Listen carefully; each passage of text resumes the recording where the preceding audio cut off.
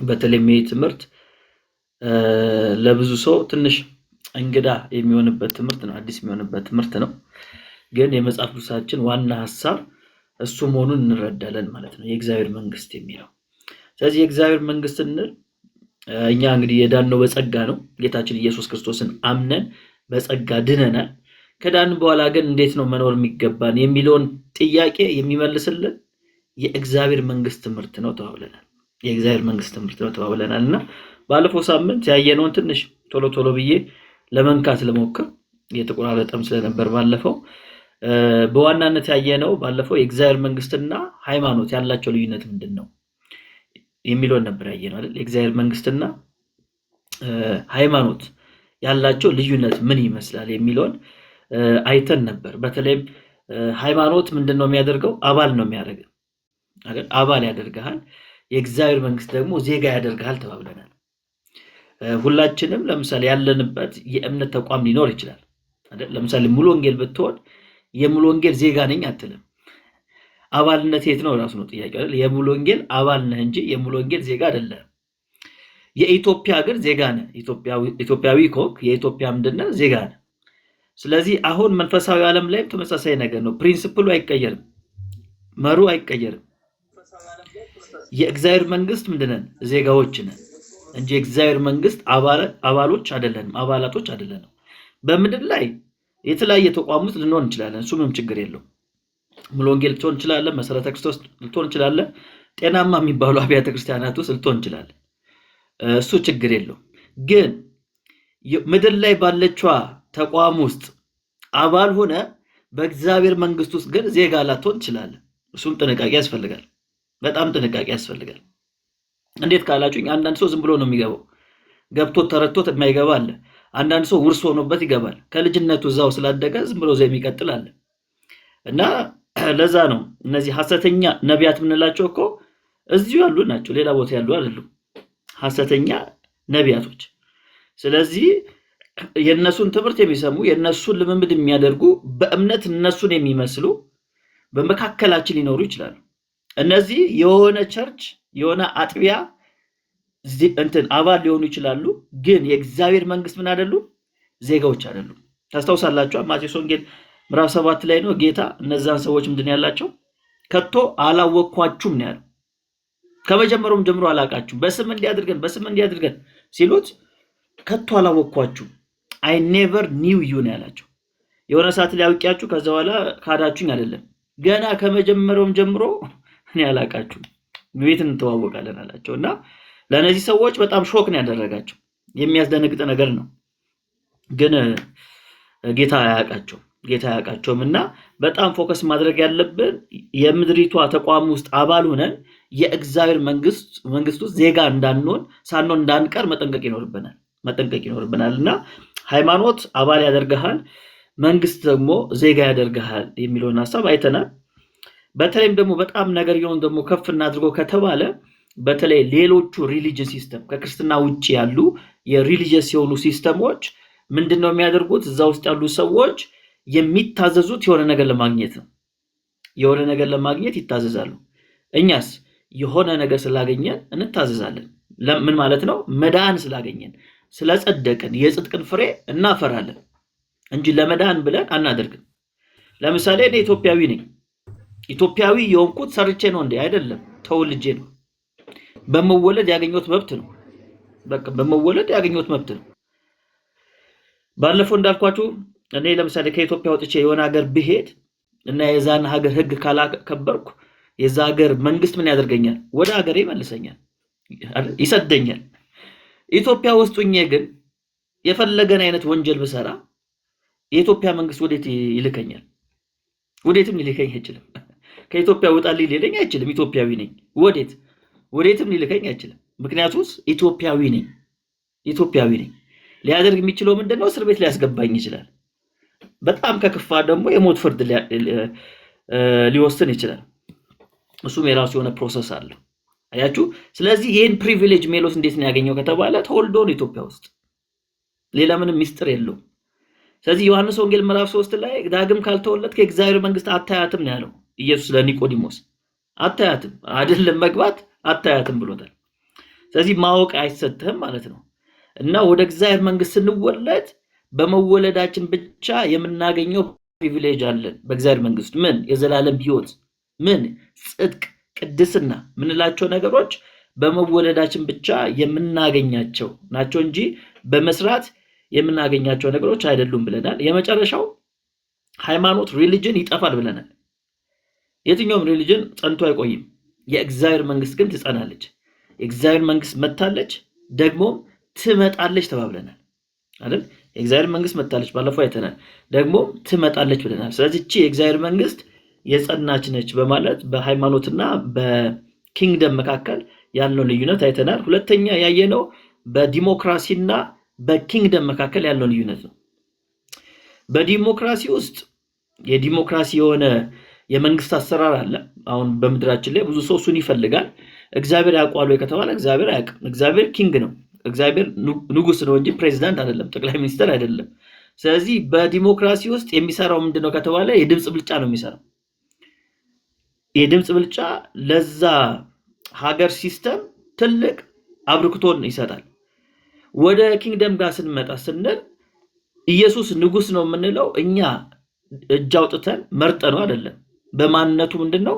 ንጉስ ነው ተባብለናል። ንጉስ ነው ተባብለናል። በዲሞክራሲ ሲስተም በእጅ ብልጫ የተሾመው ሰው በእጅ ብልጫ ደግሞ ምን ይደረጋል? ይሻራል። የሆነ ሰዓት ላይ ይወድቃል። ማይወድቅ የለም፣ ሁሉም ይወድቃል። ኪንግደም ላይስ እኛ ተስማምተን ኢየሱስ እናወርደዋለን እንዴ? አናወርደውም። ንጉስን ማውረድ አይቻልም አይደል? ንጉስ አይከሰስ ሰማይ አይታረስ ይባላል አለ። በሀገራችንም እንደዛ ይባላል እና አይቻልም። በጭራሽ ነው የማይቻለው። በጭራሽ ነው የማይቻለው። ሌላው ዲሞክራሲ ይሻራል። ዛሬ ያለው ህግ ህዝቡ ከተስማማ ሊሽሮ ይችላል። በእግዚአብሔር መንግስት ውስጥ ከመጣን ግን አይቻልም። የንጉሱ ህግ ይጸናል። ጌታ ያለው ቃል ይጸናል። ከተስማማኝ ቀጥላለሁ፣ ካልተስማማኝ እንግዲህ ምንም ማድረግ አልችልም። ቃሉ ግን ምን አይልም? አይሻርም። አይሻርም። በዲሞክራሲ ውስጥ የመጨረሻው ፖይንት፣ በዲሞክራሲ ውስጥ ስምምነት ነው ያለው። በእግዚአብሔር መንግስት ውስጥ ከተባለ መታዘዝ ነው ያለው። መታዘዝ ነው ያለው።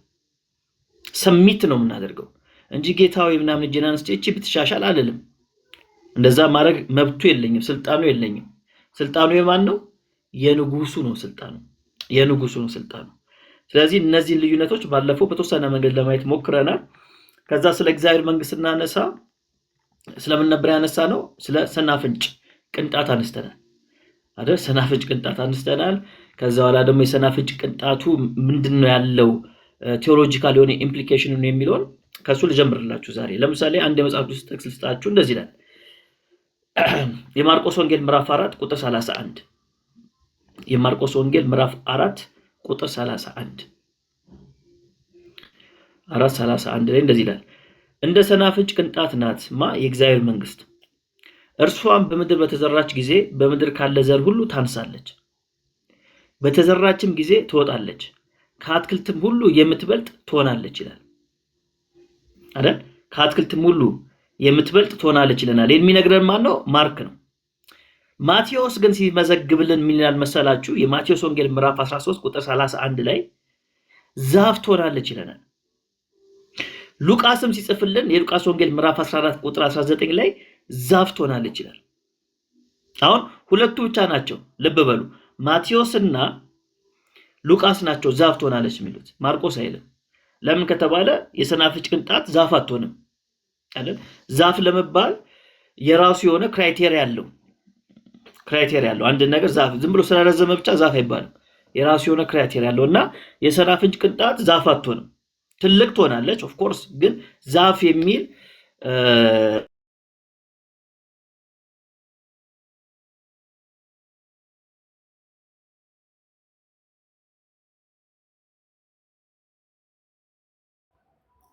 ኦኬ ጋይስ ትንሽ ታፕታፕ አድርጉ።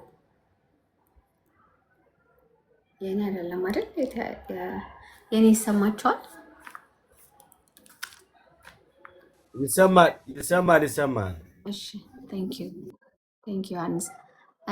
የሜላ ነው ማለት ነው። ኢንተርኔቱ ትንሽ ይዞታል። ስለዚህ ታፕ ታፕ ትንሽ ታፕታፕ አድርጉ እስኪ። እሺ እኔ እኮ የሚገርምሽ ለእኔ እኮ አይታይም ነበር፣ ዝም ብዬ ስቀጥል ነበር።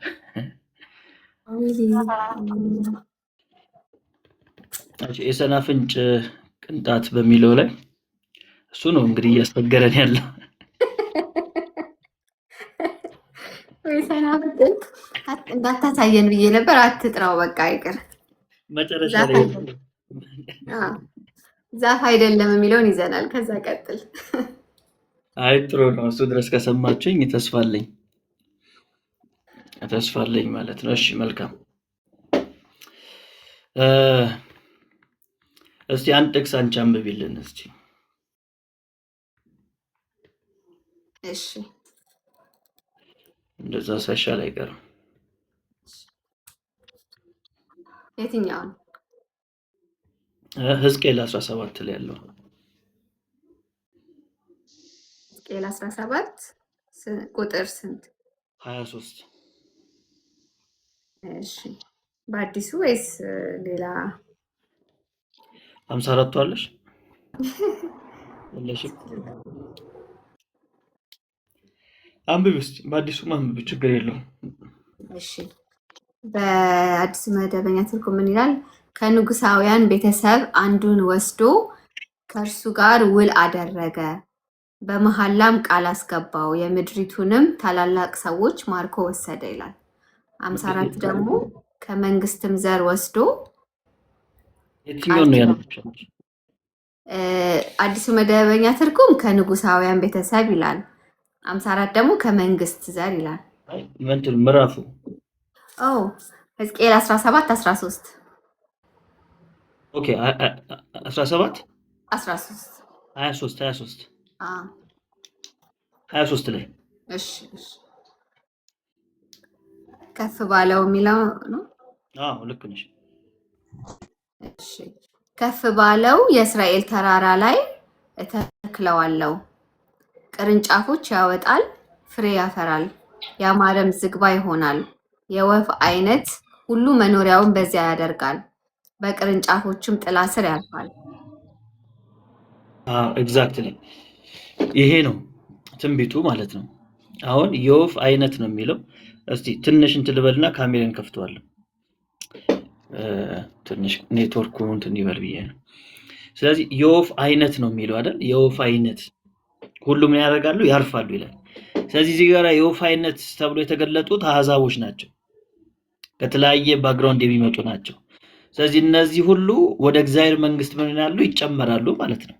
ይጨመራሉ፣ ተስፋ አለ ማለት ነው። ስለዚህ ሉቃስ የጻፈው ለአሕዛቦች ስለሆነ የአሕዛብ ባክግራውንድ ላላቸው ስለሆነ ዛፍ ወደሚለው ሐሳብ አምጥቶታል። እሱ የምንረዳው ለምንድን ነው ከተባለ አሕዛቦች የእግዚአብሔር መንግስት የመግባት ተስፋ አላችሁ ብሎ ስለ መለኮታዊ የሆነውን ኢምፕሊኬሽኑ ላይ ፎከስ ያደርጋል ማለት ነው። እሱ ላይ ፎከስ አድርጎ ይነግረናል። ስለዚህ የአሕዛብን መካተት የሚያሳይ ቨርስ ነው።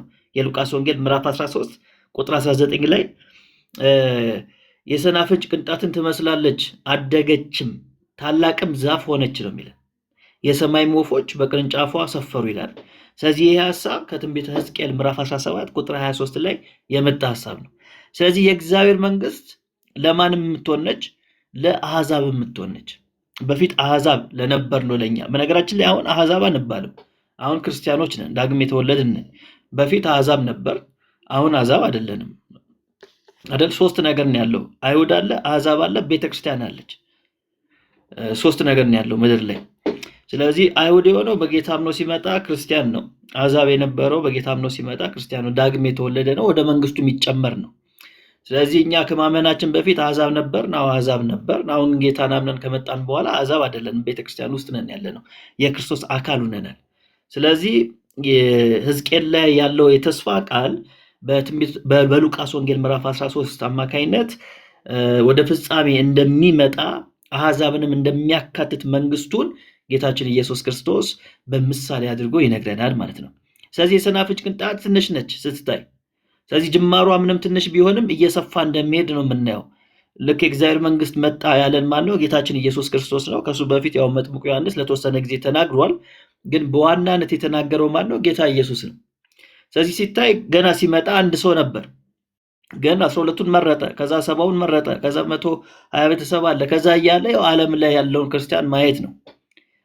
በትንሽ ቢጀመርም ሰፍተናል ማለት ነው። ሰፍተናል፣ የማይመስል ነገር ሆኖ አይተናል እንጂ ጌታ ባይሆን ኖሮ እስቲ አስባችሁታል? የዛሬ 2000 ዓመት ቤተልሔም የተወለደ ጸራቢ የነበረ እሱን እኮ ነው አምላክ ብለን የተቀበልነው። ዝም ብሎ እኮ ስታስበው የሚሆን ነገር አይደለም። የሚሆን ነገር አይደለም። ዝም ብላችሁ ስታስቡት እኮ የዛሬ 2000 ዓመት በቦታ አንገናኝም፣ በብሔር አንገናኝም፣ በቋንቋ አንገናኝም፣ በዘመን አንገናኝም፣ በፕሮፌሽን አንገናኝም። ግን አምላክ ነው ብለን ከ2000 ዓመት በኋላ የተነሳን እኛም ተቀበልነው ማለት ነው። ስለኔ ኃጢአት ሙቷል ጭራሽ አልን። አያችሁ፣ ይሄ ያለ ጌታ ይሆናል ወይ? ያለ መንፈስ ቅዱስ ይሆናል ወይ ከተባለ አይሆንም፣ በጭራሽ አይሆንም። ስለዚህ የእግዚአብሔር መንግስት እንደ ሰናፍጭ ቅንጣት ነች። ጅማሯ ትንሽ ቢሆንም እየሰፋች ግን ትሄዳለች። ሌላው ምንድነው? የሰናፍጭ ቅንጣት ሲባል ተጽዕኖ ትፈጥራለች ነው። ትንሽ የነበረችው ያቺ የሰናፍጭ ቅንጣት ስታድግ አትክልት ስትሆን ቦታ ትይዛለች፣ ተጽዕኖ ትፈጥራለች። ስለዚህ የእግዚአብሔር መንግስት በዚህ ምድር ላይ ምን ይፈጥራል? ተጽዕኖ ይፈጥራል። ትልቅ ተጽዕኖ ይፈጥራል ማለት ነው። ስለዚህ የእግዚአብሔር መንግስት ዜጋዎቹ ነን። ዝም ብለን እንደማንም ሰው ኑረን የምናልፍ ሰዎች አይደለንም። በዚች ምድር ላይ ይብዛም ይነስም እያንዳንዳችን የራሳችን የሆነ ከጌታ በተቀበልነው ምሪት መሰረት ተጽዕኖ አሳድረን እናልፋለን። ተጽዕኖ እናሳድራለን። ይሄ የመንግስቱ ጸባይ ነው። ሜሎስ ችሎን ወይ በአቅሞን ወይ አይደለም። የመንግስቱ ጸባይ ነው። አያችሁ፣ የመንግስቱ ጸባይ ነው። ስለዚህ የእግዚአብሔር መንግስት በሰናፍጭ ቅንጣት ትመሰላለች። ሁለተኛ የእግዚአብሔር መንግስት በምን ትመሰላለች ከተባለ በእርሾ ትመሰላለች። በእርሾ ትመሰላለች እና እርሾ የሚለው ኮንሰፕት ትንሽ እነሱ ጊዜ ላይ ሄዶ ማየቱ በጣም አስፈላጊ ነገር ነው። በፊት ላይ እርሾ የሚጠቀሙት ልክ እንዳሁኑ የሆነ ደረቅ እርሾን ከሱቅ ገዝተው አይደለም የሚጠቀሙት። ምንድነው የሚያደርጉት? ከበፊቱ ሊጥ ቆርጠው የቦካውን የቆመጠጠውን የቀደመውን ሊጥ ይወስዳሉ ማለት ነው። ስለዚህ የቀድሞ ሊጥ ይወሰድና አዲስ ዱቄት ውስጥ ያስገቡታል። ከዛ በኋላ እሱ ተፈጥሮን ይቀይረዋል። የዱቄቱን ተፈጥሮ ይቀይረዋል ማለት ነው። የቀድሞ ሊጥ እሱን በምናቃለን ከተባለ የማቴዎስ ወንጌል ምዕራፍ 13 ቁጥር 33 ላይ ያለውን እስቲ አንብቢልን ሂዱ። ያው ባለሙያም ስለሆንሽ እሱን አንብቢልን። ማቴዎስ 13 33 ያ 13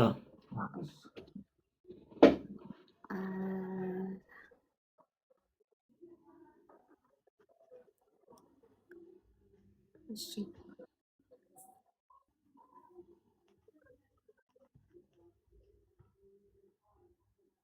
አሁንም ሌላ ምሳሌ እንዲህ ሲል ነገራቸው ይላል።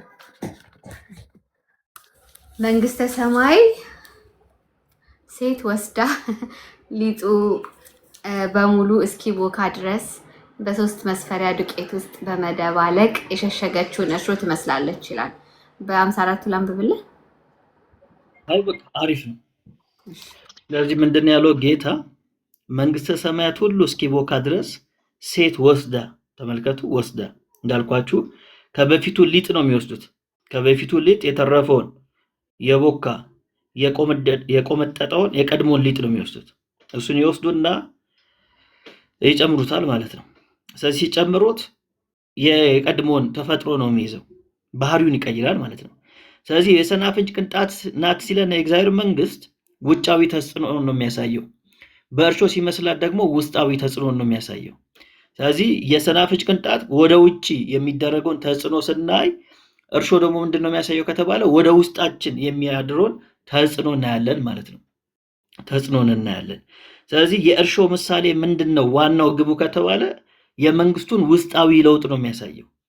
ስለዚህ የእግዚአብሔር መንግስት ምንድን ያደረገን? ጌታን ስንቀበል ዳግም ወለደን ማለት ነው። ዳግም ወለደን። ለምንድን ነው ዳግም የወለደን? ለአዲስ ኑሮ ዳግም ወለደን። ለአዲስ ኑሮ ዳግም ወለደን። ስለዚህ አሁን ጌታ ይህን 2 ምሳሌዎች በዋናነት ያው ለዛሬ ትምህርታችን እንዲሆን 2ቱን ብቻ ያነሳውላችሁ።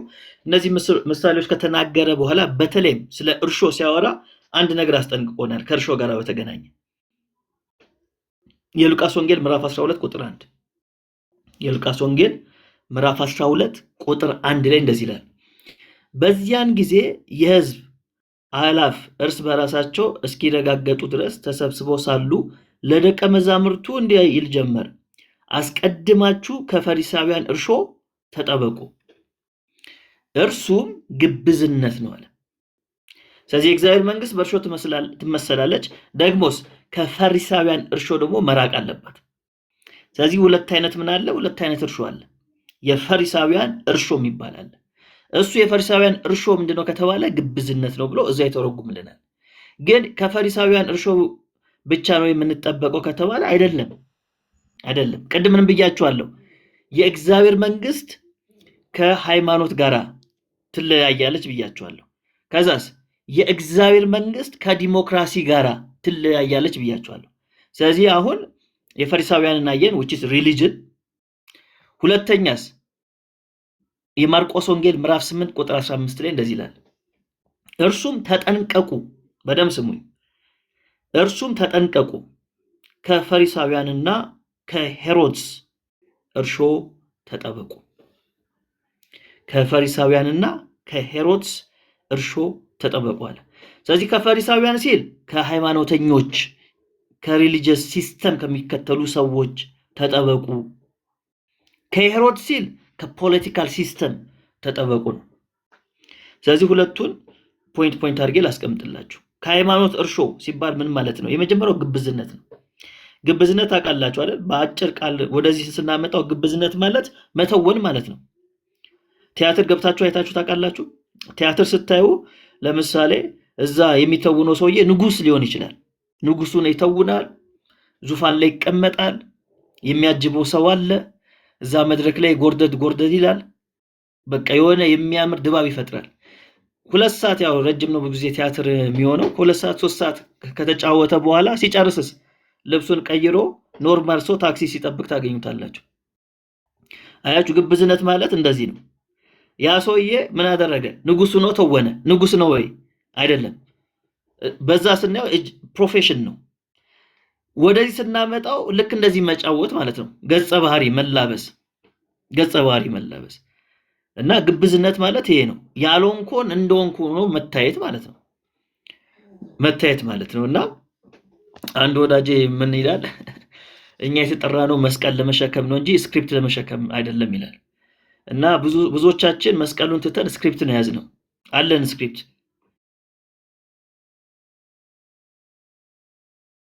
እግዚአብሔር መንግስት ከምን መጠበቅ አለባት? ከፈሪሳውያን እርሾ፣ ከሃይማኖት እርሾ፣ ግብዝነት፣ ውጫዊ ታይታ። ሁለተኛው አለማመን ነው። እነዚህ ሰዎች ጌታን ብዙ ጊዜ ጠይቁታል በጥርጣሬ ለመፈተን። ስለዚህ ሌላኛው መገለጫው የሃይማኖት እርሾ ምንድነው ከተባለ አለማመን፣ ጥርጣሬ ነው። እንዴት የሚል ነው። አሁንም የምናየው ነገር ነው አይደል? በእምነት ብቻ እንዴት ሰው ይድናል ብሎ ብዙዎቻቸው ግራ ይገባቸዋል። እንዴት? እሱ የሃይማኖት እርሾ ይባላል። ሶስተኛው የተሳሳተ አስተምሮ ነው። የሃይማኖት እርሾ አንደኛው የተሳሳተ አስተምሮ፣ እሱም የሃይማኖት እርሾ ብለን እንጠራዋለን ማለት ነው። ለምሳሌ የማርቆስ ወንጌል ምዕራፍ 8 ቁጥር 11 ላይ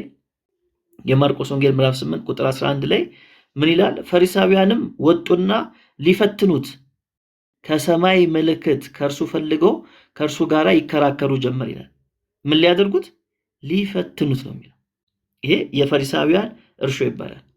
የማቴዎስ ወንጌል ምዕራፍ 16 ቁጥር 12 ላይ ደግሞ እነርሱም ከፈሪሳውያንና ከሰዱቃውያን ትምህርት እንጂ ከእንጀራ እርሾ እንዲጠበቁ እንዳላላቸው ያን ጊዜ አስተውሉ ይላል።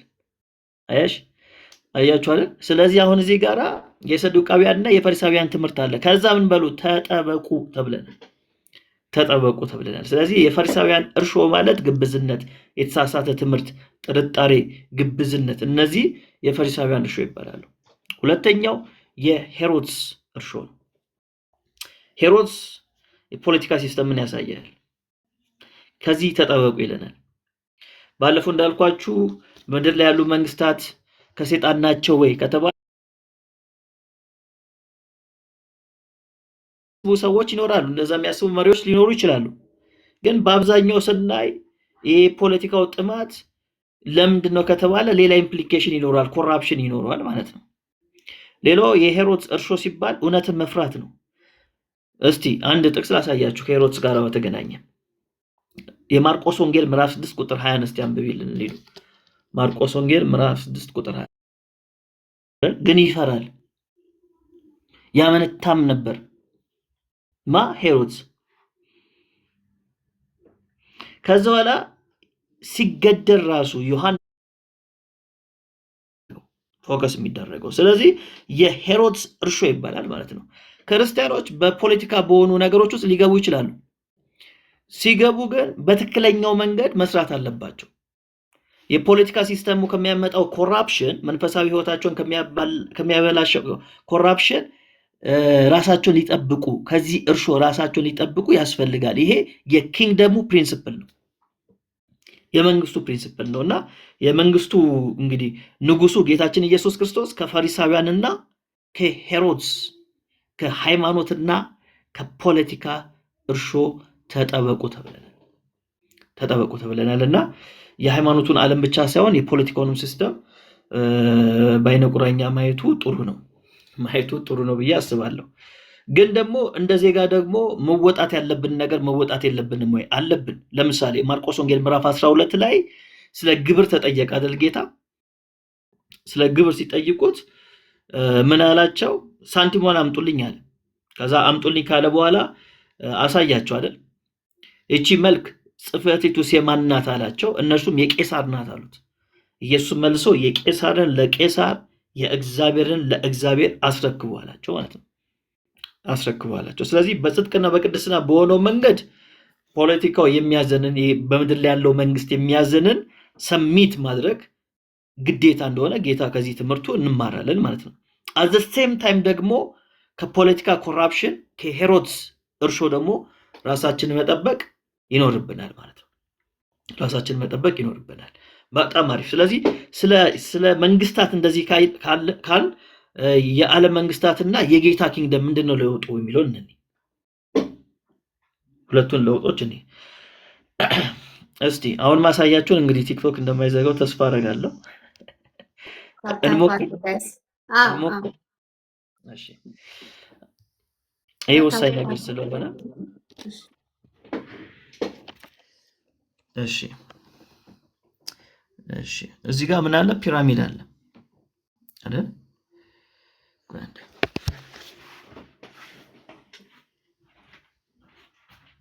ጋይስ ታፕታፑን አፕሎድ ከቻላችሁ አንድ እንደዚህ አይነት ክፍቶች ምናምን ለሜላ ጀስት ኖርማል ነገር እያሳየ እንደሆነ እንዲያየው ቲክቶክ ማለት ነው። ቲክቶክ እንግዲህ እየሰማህን ከሆነ ፒራሚድ ነው። እሺ እዚህ ጋር ተመልከቱ። እዚህ ጋር የዓለም መንግስታት ሲስተም ነው አይደል? በተለይ ጌታ በነበረበት ጊዜ እስክሪብቶን ግን ላይ እስክሪብቶ መታየት የለበትም። እሺ ጌታ በነበረበት ጊዜ የነበረው ሲስተም ይሄ ነው። የዓለም መንግስታት በዚህ አይነት ሲስተም ነበር የሚሰሩት። አሁንም ስንመጣ ከዚህ ብዙ የተለየ ነገር የለውም። አንዳንድ ነገሮች ናቸው ሞዲፋይ የተደረጉት እና እዚህ ጋር መጀመሪያ ላይ የምታዩት ኢምፐረሮች አሉ፣ ንጉሱ አለ። ከሱ በታች ማን አለ? ኖብልስ ምንላቸው፣ ኦፊሻልስ ምንላቸው ከሱ በታች አሉ። ከነሱ በታች ደግሞ እነማን አሉ? ወታደሮች አሉ አይደል? ሚሊተሪ ሊደሮች አሉ። ከነሱ በታች ደግሞ ያሉት እነማን ናቸው? ነጋዴዎች አሉ፣ መርቻንቶች አሉ፣ ባለመሬቶች አሉ። እነሱ እናገኛለን። ከነሱ በታች ደግሞ አርቲዛንስ የሚባሉ አሉ። እነዚህ ደግሞ የእጅ ስራ የሚሰሩ ናቸው። ከነሱ በታች ደግሞ እነማን ናቸው ያሉት? ፋርመሮች፣ ገበሬዎች አሉ። ከነሱ በታች ደግሞ ማን አለ? ስሌቭ አለ፣ ባሪያዎች አሉ። ስለዚህ የሄሮድስ ሲስተም እንደዚህ ነው። የፖለቲካው ሲስተም እንደዚህ ነው የፖለቲካው ሲስተም ማለት ነው። አሁንም ወዳለንበት መንግስታት ስንመጣ ተመሳሳይ ነገር ነው የምናገኘው። ያው ትንሽ ይቀየራል አይደል? እዚህ ላይ ፕሬዚዳንቱ ወይም ጠቅላይ ሚኒስትሩ ይኖራል። ከዛ በኋላ ፓርላማ ምናምን እያን ብቻ እንመጣለን። ሲስተሙ እንደዚህ ነው። ተዋረድ አለው እያልኳችሁ፣ ተዋረድ አለው።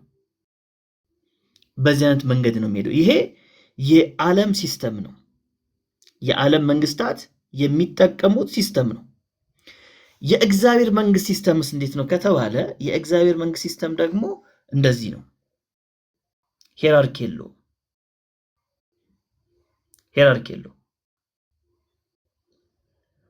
ተዋረድ የለም። ንጉሱ ብቻ አለ፣ ከዛ ቤተሰቦቹ አሉት። እሱ ኪንግ ነው። እኛ የኪንጉ ኖብል ፋሚሊዎች ነን፣ ቤተሰቦች ነን። በዚህ አይነት መንገድ ነው የእግዚአብሔር መንግስት የሚሰራው ማለት ነው። በዚህ አይነት መንግስት የእግዚአብሔር መንግስት ይሰራል። ስለዚህ በቤተክርስቲያኑ ስንመጣ ቤተክርስቲያን ያው እንደምታውቁት እረኞች አሉ። በተለይ በመልእክታት ውስጥ ስናይ፣ በጢሞቴዎስ መልእክት ላይ ስናይ፣ ቲቶ ላይም ስናይ ጳጳሳቶች አሉ፣ ከዛ ዲያቆናቶች አሉ አይደል? ቤተክርስቲያን ውስጥ እግዚአብሔር ያስቀመጣቸው እረኞች አሉ። ጳጳስ ብትዩ እረኛ ብትዩ ተመሳሳይ ነገር ነው። ስለዚህ እረኞች አሉ፣ ከዛ በኋላ ደግሞ ዲያቆናቶች አሉ፣ ከዛ ህብረቱ አለ። ለእግዚአብሔር ላስቀመጣቸው እረኞች ሰሚት እናደርጋለን። ሰሚት ስናደርገን እነሱ የተለየ ነገር ስላላቸው አይደለም። ያ አጥቢያ ቤተክርስቲያን ፋንክሽን የሚያደርግበት እግዚአብሔር ያስቀመጠው ሲስተም ስለሆነ ነው እንጂ በእግዚአብሔር መንግስት ውስጥ ስናይ አንድ የመንግስቱ አገልጋይ ተጨምሯል። ቴንኪዩ ቃልዬ ስለመጣ ስናይ እንደዚህ ነን፣ ፋሚሊ ነን። እስቲ ራዕየ ዮሐንስን እስቲ አውጭልኝ። አንድ ጥቅስ ትዝ አለኝ። ራዕየ ዮሐንስ ምዕራፍ 1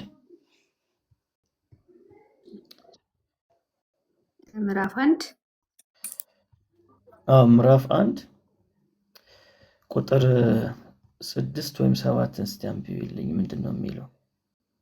እሺ አምላኩንና አባቱን እንድናገለግልም መንግስትና ካህናት ላደረገን ለእርሱ ክብርና ኃይል ለዘላለም እስከ ዘላለም ይሁን። እሺ መንግስትና ምንድን ነው የሚለው? ካህናት። እስቲ እንግሊዘኛው ባይብል አለሽ? አዎ እስቲ አንብቢ።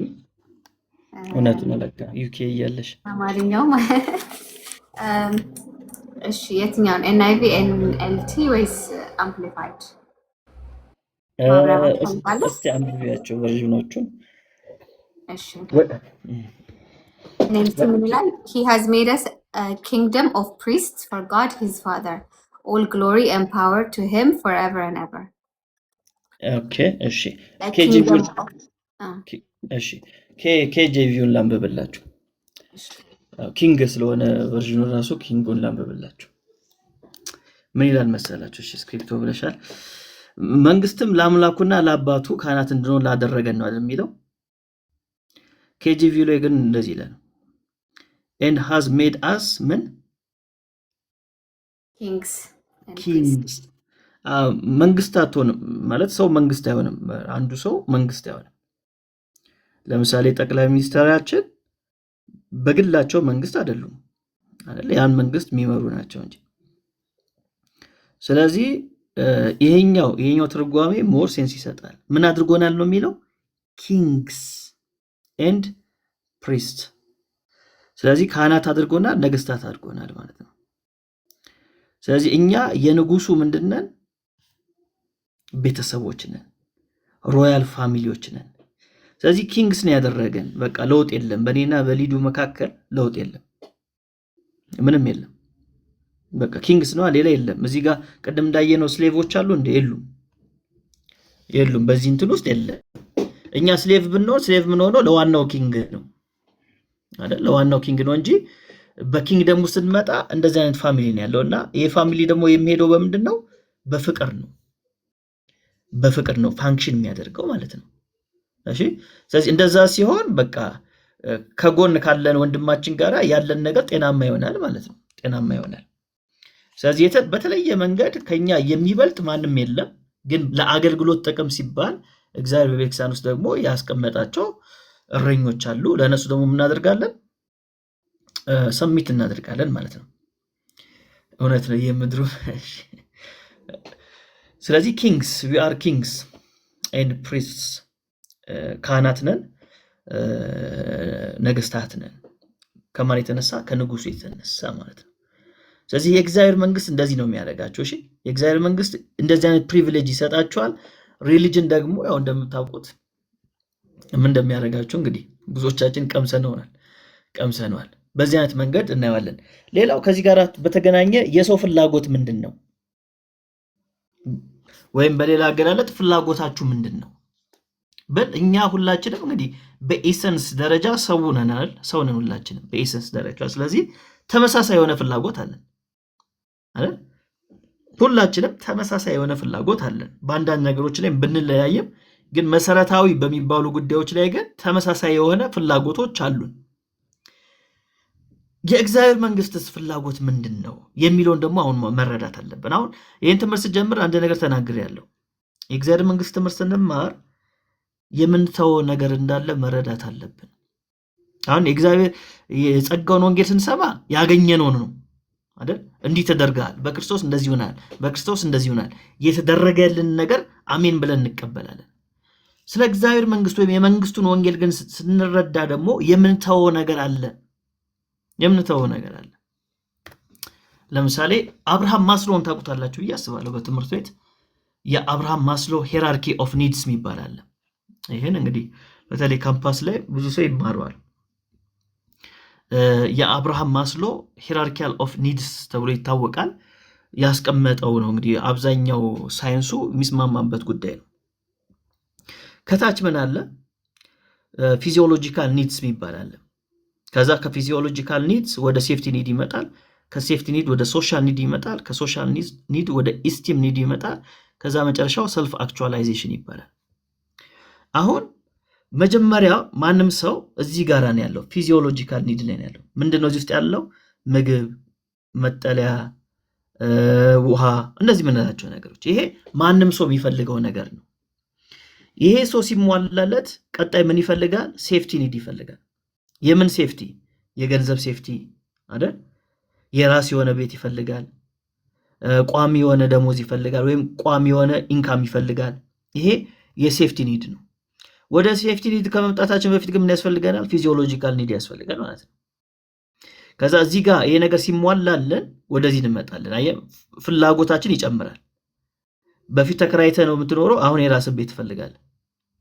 ወደ ሴፍቲ ኒድ ትመጣለህ። ከዛስ ይሄ እዚህ ጋር ደግሞ ሲሟላ ወደ ሶሻል ኒድ እንመጣለን ይላል። ይሄ ምንድነው ሶሻል ኒድ ሲባል? ፋሚሊ፣ ጓደኛ፣ በቃ ሴኩር የሆነ ነገር እንፈልጋለን። የማይለዩን ሰዎች ምንላቸውን እንፈልጋለን ማለት ነው። ከዛ ስናልፍ ኤስቲም ኒድ አለ። ይሄ ደግሞ በራስ መተማመን፣ ሰዎች እንዲያከብሩን መፈለግ። ወደዛ ደግሞ እንመጣለን ማለት ነው። ከፍ እያን እንመጣለን። ከዛ መጨረሻ ላይ ሰልፍ አክቹዋላይዜሽን ነው። ይሄ የምናስበውን ጎላችንን አቺቭ ማድረግ ነው። የመጨረሻውን ነገር አቺቭ እናደርጋለን። ወደዛ ደረጃ ሰው ይደርሳል ይላል። አሁን የእግዚአብሔር መንግስት ፍላጎት ምንድን ነው? አሁን ይሄ አሁን ያየነው የሰው ፍላጎት ነው። የአብርሃም ማስሎን ሄራርኪ ኦፍ ኒድስን አይተናል። ከሞላ ጎደል አብዛኞቻችን እንስማማለን አይደል? እንስማማለን። ስለዚህ ቅድም እንዳልኳችሁ ፊዚዮሎጂካል ኒድ ላይ ስንመጣ መሰረታዊ የሰውነት ፍላጎት ነው። ለምሳሌ ምግብ፣ ውሃ፣ መጠለያ አይደል? ይሄን ነገር እንፈልጋለን። ወደ እግዚአብሔር መንግስት ስንመጣ የእግዚአብሔር መንግስት በዚህ ጉዳይ ላይ ምን ይነግረናል ስንል የማቴዎስ ወንጌል 6:31 ላይ እንግዲህ ምን እንበላለን፣ ምን እንጠጣለን፣ ምን እንለብሳለን ብላችሁ አትጨነቁ፣ ነገ ለራሱ ይጨነቃልና ለነገ አትጨነቁ፣ ለቀኑ ክፋቱ ይበቃዋልና ይለናል። ክፋቱ ይበቃዋልና። ስለዚህ እናንተ ምን አድርጉ ነው የሚለን? ጽድቅና መንግስቱን ፈልጉ ይለናል ማለት ነው። ስለዚህ ፕራዮሪቲያችንን ይቀይረውና ጽድቅና መንግስቱን፣ በነገራችን ላይ ዛጋ ጽድቁ ነው አይደል የሚለው፣ መንግስቱ አይደል የሚለው ቃሉን እስቲ ላሳያችሁ። አንድ ወሳኝ ቃል አለ። ምንድን ነው የሚለን? ማቴዎስ ወንጌል ላይ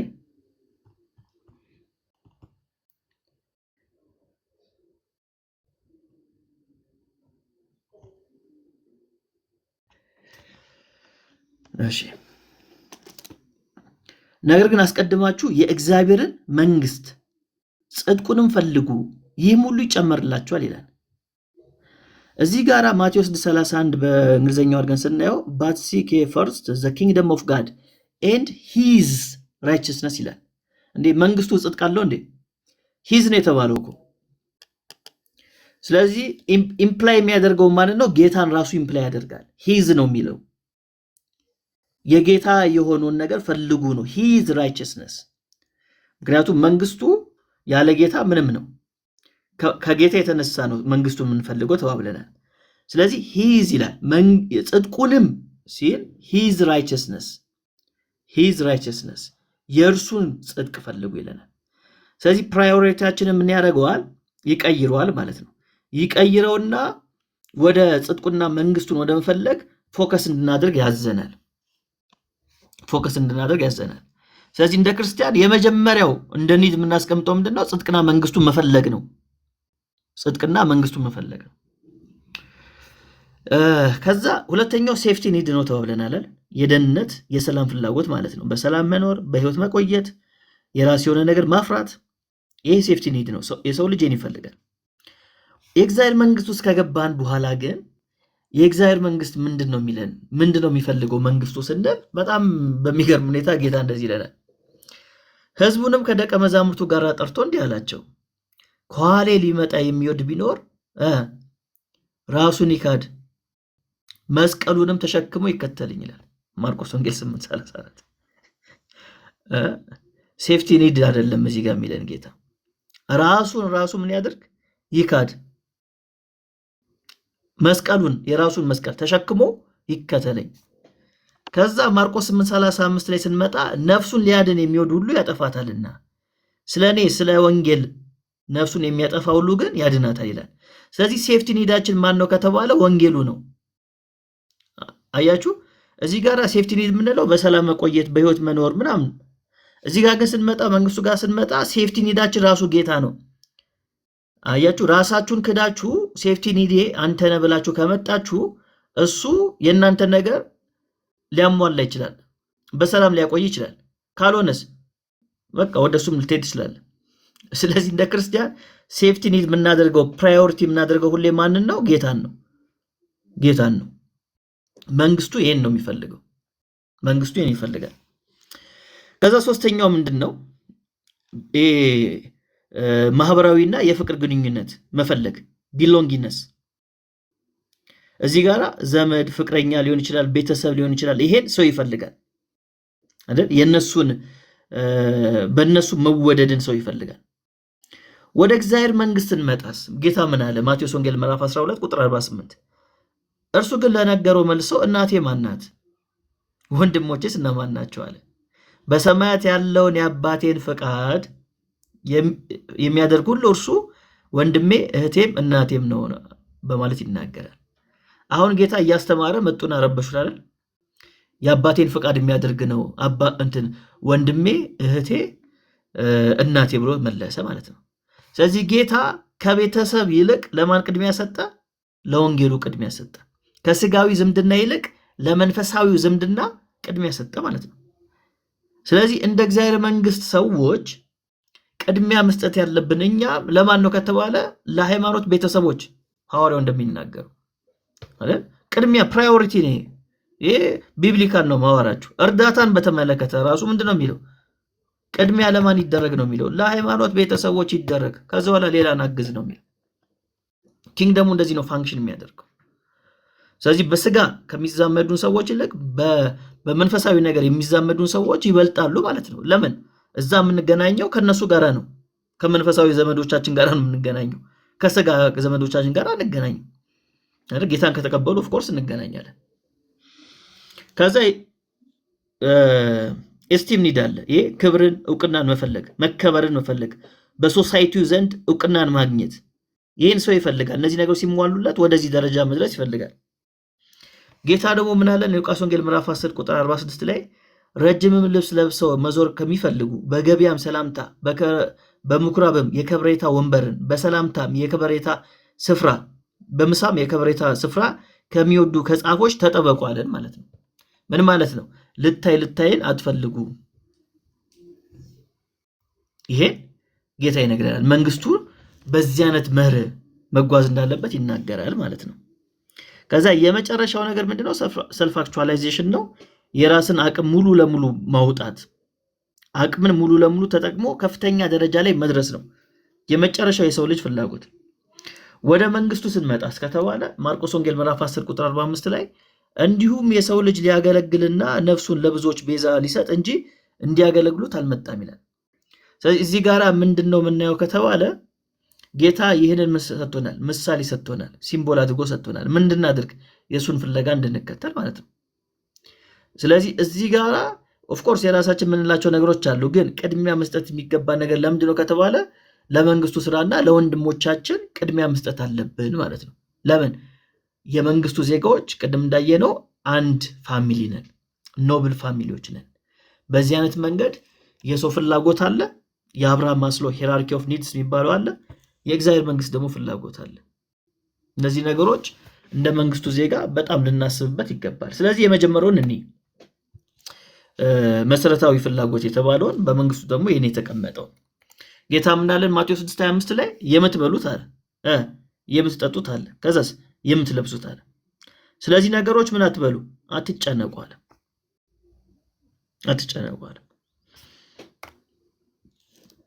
ስለ ምግብ ማለት ነው። ስለዚህ ወደ ዋናው ሐሳብ ላምጣችሁ። ማቴዎስ ወንጌል ምዕራፍ 6 ቁጥር 11 የማቴዎስ ወንጌል ምዕራፍ 6 ቁጥር 11 ላይ ምንድነው የሚለው? የአባታችን ሆይ ጸሎት ነው። የአባታችን ሆይ ጸሎት ነው። የአባታችን ሆይ ጸሎት የክርስቲያኖች ጸሎት ነው። እሺ፣ የክርስቲያኖች ጸሎት ነው። አንዳንድ ሰው ያስተምራል፣ የአባታችን ሆይ ጸሎት እኛ አንጸልይም፣ የክርስቲያኖች አይደለም፣ ከመስቀሉ በፊት ስለሆነ ጌታ ያስተማረው እኛ እሱን አንጸልይም እና እናርመዋለን፣ ቁጭ ብለን መታረም አለበት የሚሉ ሰዎች እንግዲህ እየሰማን ነው ያለነው። እሱ ልክ አይደለም። የአባታችን ሆይ ጸሎት የኛ ጸሎት ነው፣ የክርስቲያኖች ጸሎት ነው። ከመስቀሉም በኋላ ምንጸልየው ጸሎት ነው። ግን ስንጸልየው ገብቶን እንጸልይ ነው ዋናው ፖይንት። እዛ ጋር ምን ይላል ጌታ? የዕለት እንጀራችንን ዛሬ ስጠን ይላል አይደል? የዕለት እንጀራችንን ዛሬ ስጠን ይላል። እንጀራችን የተባለው ምንድነው ነው ዋናው ፖይንት። እንጀራችን የተባለው ምንድነው? ዛሬ የተባለው ወይም ደግሞ የዕለት የተባለው ምንድነው? የዕለት የተባለው ምንድነው የሚለውን ሁለቱን ነገር ላሳያችሁ። እንግዲህ የመጀመሪያው የዕለት የሚለው ሐሳብ በግሪኩ የተቀመጠው አንድ ሐሳብ አለ፣ ኤፒዮሲዮስ የሚባል እሱ ሐሳብ ለመተርጎም በጣም አስቸጋሪ ቃል ነው ተብሎ ይታሰባል። ለመተርጎም በጣም አሻሚ ቃል እንደሆነ ይታሰባል እና ሶስት የሆነ ትርጉሞች ይሰጡታል። የመጀመሪያው ለዛሬ የሚያስፈልገን እንደማለት ነው። ለዛሬ የሚያስፈልገን እንጀራ ስጠን እንደማለት ነው ተብሎ ይተረጎማል። ይሄ ምን ያሳያል ከተባለ በየቀኑ የእግዚአብሔር አቅርቦት እንደሚያስፈልገን፣ እግዚአብሔር በየቀኑ አዳዲስ ነገሮችን እንደሚሰጠን የሱን አቅርቦት ያሳያል። በየዕለቱ ይሰጠናል የሚል ትርጓሜ ይኖሯል። ሁለተኛው ደግሞ የዕለት የሚለው ለነገ የሚሆን እንጀራ ማለት ነው። የዕለት ስንል ለነገ የሚሆን እንጀራውን ዛሬ ስጠን። ጊቭ አስ ቱዴይ ቱሞሮስ ብሬድ እንደማለት ነው የዕለት የሚለው ቃል። ጊቭ አስ ቱዴይ ቱሞሮስ ብሬድ። ይሄ ደግሞ ምን ያሳያል ከተባለ ጌታ አስቀድሞ አቅራቢ መሆኑን ያመለክታል። አትጨነቁ፣ ለነገ ራሱ ዛሬ እሰጣችኋለሁ እያለ ነው። ለነገ ራሱ ዛሬ እሰጣችኋለሁ። ጊቭ አስ ቱዴይ ቱሞሮስ ብሬድ የሚል ሐሳብ ይሰጠናል። የሉቃስ ወንጌል ምዕራፍ 11 ቁጥር 3 ላይ ምን ይላል መሰላችሁ? የዕለት እንጀራችንን ዕለት ዕለት ስጠን፣ ዕለት ዕለት ስጠን ይላል። ስለዚህ ኮንቲኒየስ የሆነ አክሽንን ያሳያል ማለት ነው። እኛ እስካለን ድረስ ለእኛ የሚሆነውን አቅርቦት ጌታ ይሰጣል ማለት ነው አይደል? የሚቆም አይደለም፣ የሚቆም አይደለም። ስለዚህ የዛሬውን የዕለት ይሰጠናል፣ ደግሞ ለነገ የሚሆነንን ዛሬም ሊሰጠን ይችላል። ስለዚህ ጌታ አስቀድሞ ራሱ ምንድነው አቅራቢ ነው የሚል ሐሳብን ያነሳል። የዕለት ሲባል በእነዚህ አይነት መንገድ ልናየው እንችላለን። ዳቦ የተባለው ምንድነው ወይም እንጀራ የተባለው ምንድነው ከተባለ እዚህ ጉዳይ ላይ የተለያየ ምልከቶች አሉ። የተለያየ ምልከት አለ። እንደምታውቁት ጌታ በሚያስተምርበት ጊዜ ዳቦ ዋነኛ ምግብ ነው እንጂ የቅንጦት ምግብ አይደለም አይደል? ሳይድ ዲሽ አይደለም። አሁን እኛ እንደምናደርገው የሆነ ሜን ዲሽ እናዝዳለን፣ ከዛ ዳቦ ከጎን እናስቀምጣለን ማለት ነው። እና በዛ ጊዜ ሳይድ ዲሽ አይደለም፣ ዳቦ ቅንጦት አይደለም፣ ዋና ምግባቸው ነው። ስለዚህ ዳቦ የህልውና ጉዳይ ነው ማለት ነው አይደል? ዳቦ ከሌለ ወይም እንጀራ ከሌለ ረሃብ ነው የሚሆነው። በእኛ ሀገር ያው እንጀራ ብላችሁ አስቡት። ሁለተኛ ህብረትን ያሳያል። አይደል? ህብረትን ያሳያል። ለዛ ነው ማርቆስ ወንጌል ምዕራፍ 2 ቁጥር 16 ላይ ጻፎች ፈሪሳውያንና ከቀራጮችም ከኃጢአተኞችም ጋር ሲበላ አይተው ለደቀ መዛሙርቱ ከቀራጮች ከኃጢአተኞች ጋር የሚበላና የሚጠጣ ስለምንድን ነው አሉ። የኔ የጠየቁት ለምንድን ነው? ከእነሱ ጋር አብሮ ስለሆነ ህብረት እያደረገ እንደሆነ የተሰማቸው። ስለዚህ እንደዚህ አይነት ጥያቄ ሲጠይቁ እናያለን።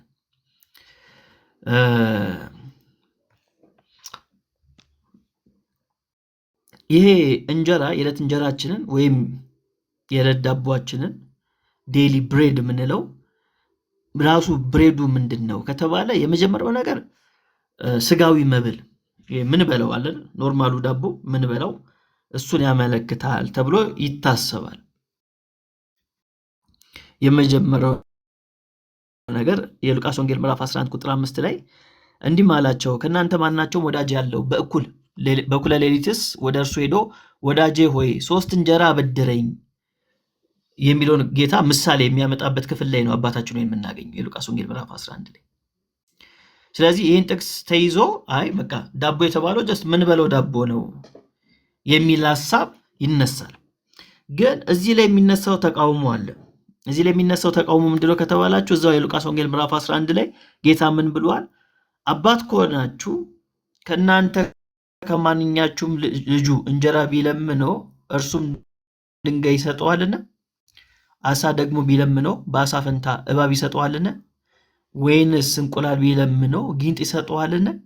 እንኪያስ እናንተ ክፉዎች ስትሆኑ ለልጆቻችሁ መልካም ስጦታ መስጠት ካወቃችሁ በሰማይ ያለው አባታችሁ ዳቦ ይሰጣችኋል ነው የሚለው። በሰማይ ያለው አባት ለሚለምኑት እንዴት አብልጦ ማንን? መንፈስ ቅዱስን ይሰጣቸው ይላል። ስለዚህ ጌታ እዛ ጋር እያወራ ያለው ጀስት ፊዚካል ስለሆነ ዳቦ አይደለም የሚል ሐሳብ ይነሳል። ይሄ ስለሚበላው አይደለም እያወራ ያለው። ጉዳዩ መንፈሳዊ ጉዳይ ነው። ዳቦ የተባለው መንፈሳዊ መብል ነው። ምክንያቱም የጸሎቱ ማዕከል ሰማይ እንጂ ምድር አይደለም። ጸሎቱን ስናየው በሰማያት የምትኖር አባታችን ሆይ ስምህ ይቀደስ፣ መንግስትህ ትምጣ፣ ፍቃድ በሰማይ እንደሆነች እንዲሁም በምድር ትሁን፣ የዕለት እንጀራችንን ዕለት ዕለት ስጠን ነው የሚለው። ስለዚህ ጋር ስናየው ፍሰቱን ስናይ በሰማይ የምትኖር አባታችን ይላል፣ ስምህ ይቀደስ ይላል፣ መንግስትህ ትምጣ ይላል፣ ፍቃድ በሰማይ እንደሆነች እንዲሁም በምድር ትሁን ካለ በኋላ ነው የዕለት እንጀራችንን ዕለት ዕለት ስጠን የሚለው። ስለዚህ በሰማይ ያለው የእግዚአብሔር ፍቃድ በምድር ላይ እንድትሆን ምን ያስፈልገናል? እውቀት ያስፈልገናል፣ መረዳት ያስፈልገናል።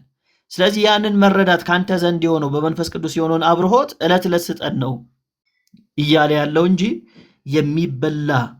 የሚበላ ዳቦን አያመለክትም፣ የሚገመጠውን ዳቦ አያመለክትም የሚባለው ሁለተኛ እንደምታዩት ሁለተኛ ትርጉም በዚህ አይነት መንገድ ይቀመጣል ማለት ነው። የመጀመሪያው ትርጉም ያው ጀስት የሚበላው ዳቦ ነው። ሁለተኛው ላይ ግን ስንመጣ መንፈሳዊ መብል ነው። መንፈሳዊ መብል ነው የሚያሳየው የሚል ሐሳብ ይነሳል። ሶስተኛ ላይ ስንመጣ እንግዲህ አንዳንዶች ከእንትን ጋር ያገናኙታል፣ ከጌታ እራት ጋር ቁርባን ነው ይሉታል። ግን ያው እሱ እንኳን ብዙ የሚያስኬድ አይደለም። እሱ ልተው። በተለይም የቨልጌት የምንለው ትርጓሜ ላይ የጄሮም ትርጉም ወይም የየሮም ትርጉም እዛ ላይ ምን ይላል? የማቴዎስ ወንጌልን ሲጽፍ የዴሊ ብሬድ የሚለውን ሱፐር ብሬድ የሚል ሱፐር ሰብስቴንሻል ብሬድ ይለዋል እና ለመኖር የሚያስፈልግ ዳቦ የሚል ነገር ያስቀምጣል ማለት ነው። ስለዚህ ከዚህ ተነስቶ አንዳንዶች ዩካሪስት ነው ቁርባንን ያመለክታል የሚል ቴዎሎጂ የሰሩ አሉ። እንደዛ የሚል ቴዎሎጂም የሰሩ አሉ። ግን በቤተክርስቲያን ታሪክ ውስጥም ስናይ ሶስቱ ምልክቶች እንዳሉ መገንዘብ እንችላለን። ለምሳሌ አሁን ኦሪገን በዚህ ጉዳይ ላይ ምን ይላል መሰላችሁ? በጣም አስፈላጊ ነገር ስለሆነ ላንብብላችሁ። ይህንን ቃል ስጋዊ እንጀራ ነው ብለው የሚያስቡትን ልናርማቸው ይገባል ይላል። ዳቦ ፊዚካሊ አድርገህ የምታስበው ከሆነ ልናርማቸው ይገባል። ምን እንበላለን ምንስ እንጠጣለን ብላችሁ አትጨነቁ ብሎ ያስተማረን ጌታ እንዴት መልሶ ስለ ስጋዊ እንጀራ እንድንለምን ያዘናል? አይደለም። ይሄ ኤፒሲዮን የተባለው እንጀራ የሰውነትን መንፈሳዊ ተፈጥሮ የሚመግብ የእግዚአብሔር ቃል ሎጎስ ነው ይላል። ሎጎስ ነው ይላል። ስለዚህ ኦሪገን ምንድን ነው የሚለን? ኦሪገን ኦን ፕሬየር 27 ላይ ታገኙታላችሁ። የዕለት እንጀራችን የሚለው የሚበላ ዳቦ አይደለም፣ የምንገምጠው ዳቦ አይደለም፣ ቁርባንም አይደለም። ምንድን ነው የሚለን? የእግዚአብሔር ቃል ነው። በየቀኑ ከእግዚአብሔር ዘንድ ከሰማያዊ አባታችን ዘንድ የምንቀበለው የመንግስቱን ፍቃድ፣ በሰማይ ያለችውን የእግዚአብሔርን ፍቃድ በምድር ላይ የምናስፈጽምበት አብርሆት ነው፣ መገለጥ ነው። እሱን ነው እየጠየቅን ያለ ነው እንጂ የሚገመጠው ዳቦ አይደለም የሚል ሀሳብ ያስቀምጣል። እንደዚህ አይነት ሀሳብ ያስቀምጣል። ዮሐንስ አፈወርቅ ደግሞ ጀስት ኖርማል ዳቦ ነው ብሎ ደግሞ እሱ ሆሚሊዮ 19:5 ላይ ያስቀምጣል። አውጉስቲን ግን ሶስቱንም ነገር ያስቀምጣል። ስጋዊ እንጀራ ነው ይላል፣ የሚስጥር ቁርባን ነው ይላል፣ መንፈሳዊ ምግብም ነው ይላል። አውጉስቲን ሶስቱ የማይቅርብኝ ብሎ ሶስቱንም ያስቀምጣል ማለት ነው። ስጋዊም እንጀራንም ያመለክታል፣ ቁርባንንም ያመለክታል፣ መንፈሳዊ ምግብንም ያመለክታል የሚል እይታ አላቸው። ግን አውዱን ስንረዳ ዴሊ ብሬድም ልንለው እንችላለን። ኦፍኮርስ እሱንም የሚያቀርብልን ማን ነው? ጌታ ነው። ግን ከዚያ የበለጠ ነገር ግን አለው። ሁለተኛው እይታ በጣም አስፈላጊ ነገር ነው። መንፈሳዊ ነገር መስጠት። እግዚአብሔር በየዕለቱ ዋናው አጀንዳ ምንድን ነው? በሰማይ ያለው የእግዚአብሔር ፍቃድ በምድር እንድትሆን ነው አይደል? ስለዚህ እንደዛ ከሆነ በሰማይ ያለው የእግዚአብሔር ፍቃድ በምድር ለማድረግ እኛ እውቀት የለንም። ስለዚህ ምን ያስፈልገናል? ከአባታችን ዘንድ ሁልጊዜ ያን አብርሆት እንዲሰጠን፣ ያን መንፈሳዊ የሆነውን መረዳት እንዲሰጠን የዕለት እንጀራችንን ስጠን እያልን መጠየቅ አለብን የሚል ሀሳብ ማየት እንችላለን ማለት ነው። በዚህ አይነት መንገድ ማየት እንችላለን። ስለዚህ እግዚአብሔር ወይም ጌታ ሲናገር እንግዲህ ምን እንበላለን ምን እንጠጣለን ብላችሁ አትጨነቁ በመንግስት ውስጥ፣ ለምን አሕዛብ የሚፈልጉት ነው ይላል። ይሄ ማን የሚፈልጉት ነው? አሕዛብ የሚፈልጉት ነው። እኛ ደግሞ እንደሚያስፈልገን አባታችን ያውቃል። እኛ ደግሞ እንደሚያስፈልገን አባታችን ያውቃል። ስለዚህ አባታችሁ ምን ያደርግላችኋል ነው? ፕሮቫይድ ያደርግላችኋል ነው። ይሄ የሚበላውን የሚጠጣውን ማን ፕሮቫይድ ያደርጋል? በሰማያት ያለው አባታችሁ ፕሮቫይድ ያደርጋል። ለምን? ስለ ነፍሳችሁ በምትበሉት በምትጠጡት፣ ወይም ስለ ሰውነታችሁ በምትለብሱት አትጨነቁ። ነፍስ ከመብል ሰውነትም ከልብስ አይበልጥምን ይላል። ስለዚህ አባታችን ነፍስን ሰጥቶናል፣ ስለዚህ መብልን ይሰጠናል። ሰውነትን ሰጥቶናል፣ ስለዚህ ምን ይሰጠናል?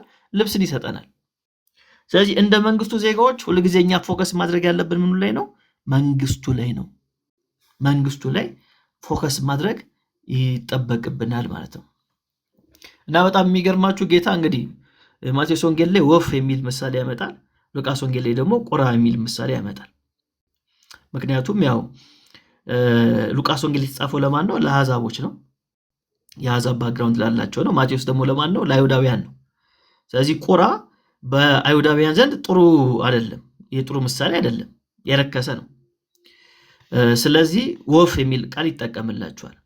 አሕዛቦች ግን ተመልከቱ፣ አሕዛቦች ግን ቁራ የሚለውን ነገር እንዴት ነው የሚረዱት ከተባለ ቁራ በእነሱ ጊዜ ይሄ የአይሁዳውያኖችን ነው። ዘሌዋውያን ምዕራፍ 11 ቁጥር 15 ላይ ቁራ ሁሉ በየወገኑ ይላል፣ አጸያፊ እንደሆነ ይናገራል። አሕዛቦች ግን ቁራ እንዴት ነው የሚረዱት ከተባለ የሞት ምሳሌ አድርጎ ይወስዱታል። ቁራን የሞት ምሳሌ አድርጎ ይወስዱታል። ስለዚህ ሉቃስ ምን እያላቸው ነው መሰላችሁ? ይሄ የሞት ምሳሌ የሆነውን ቁራን ራሱ እግዚአብሔር የሚመግበው ከሆነ እናንተንማ እንዴት አብልጦ አይመግባችሁም ይላችኋል ማለት ነው። እንግዲህ የሞት ምሳሌ የተባለውን ፍጥረትን እንኳን እግዚአብሔር ካልተወው እሱን የሚመግብ ከሆነ እናንተንማ እንዴት አብልጦ እግዚአብሔር አይመግባችሁ ብሎ ያስቀምጣል ማለት ነው።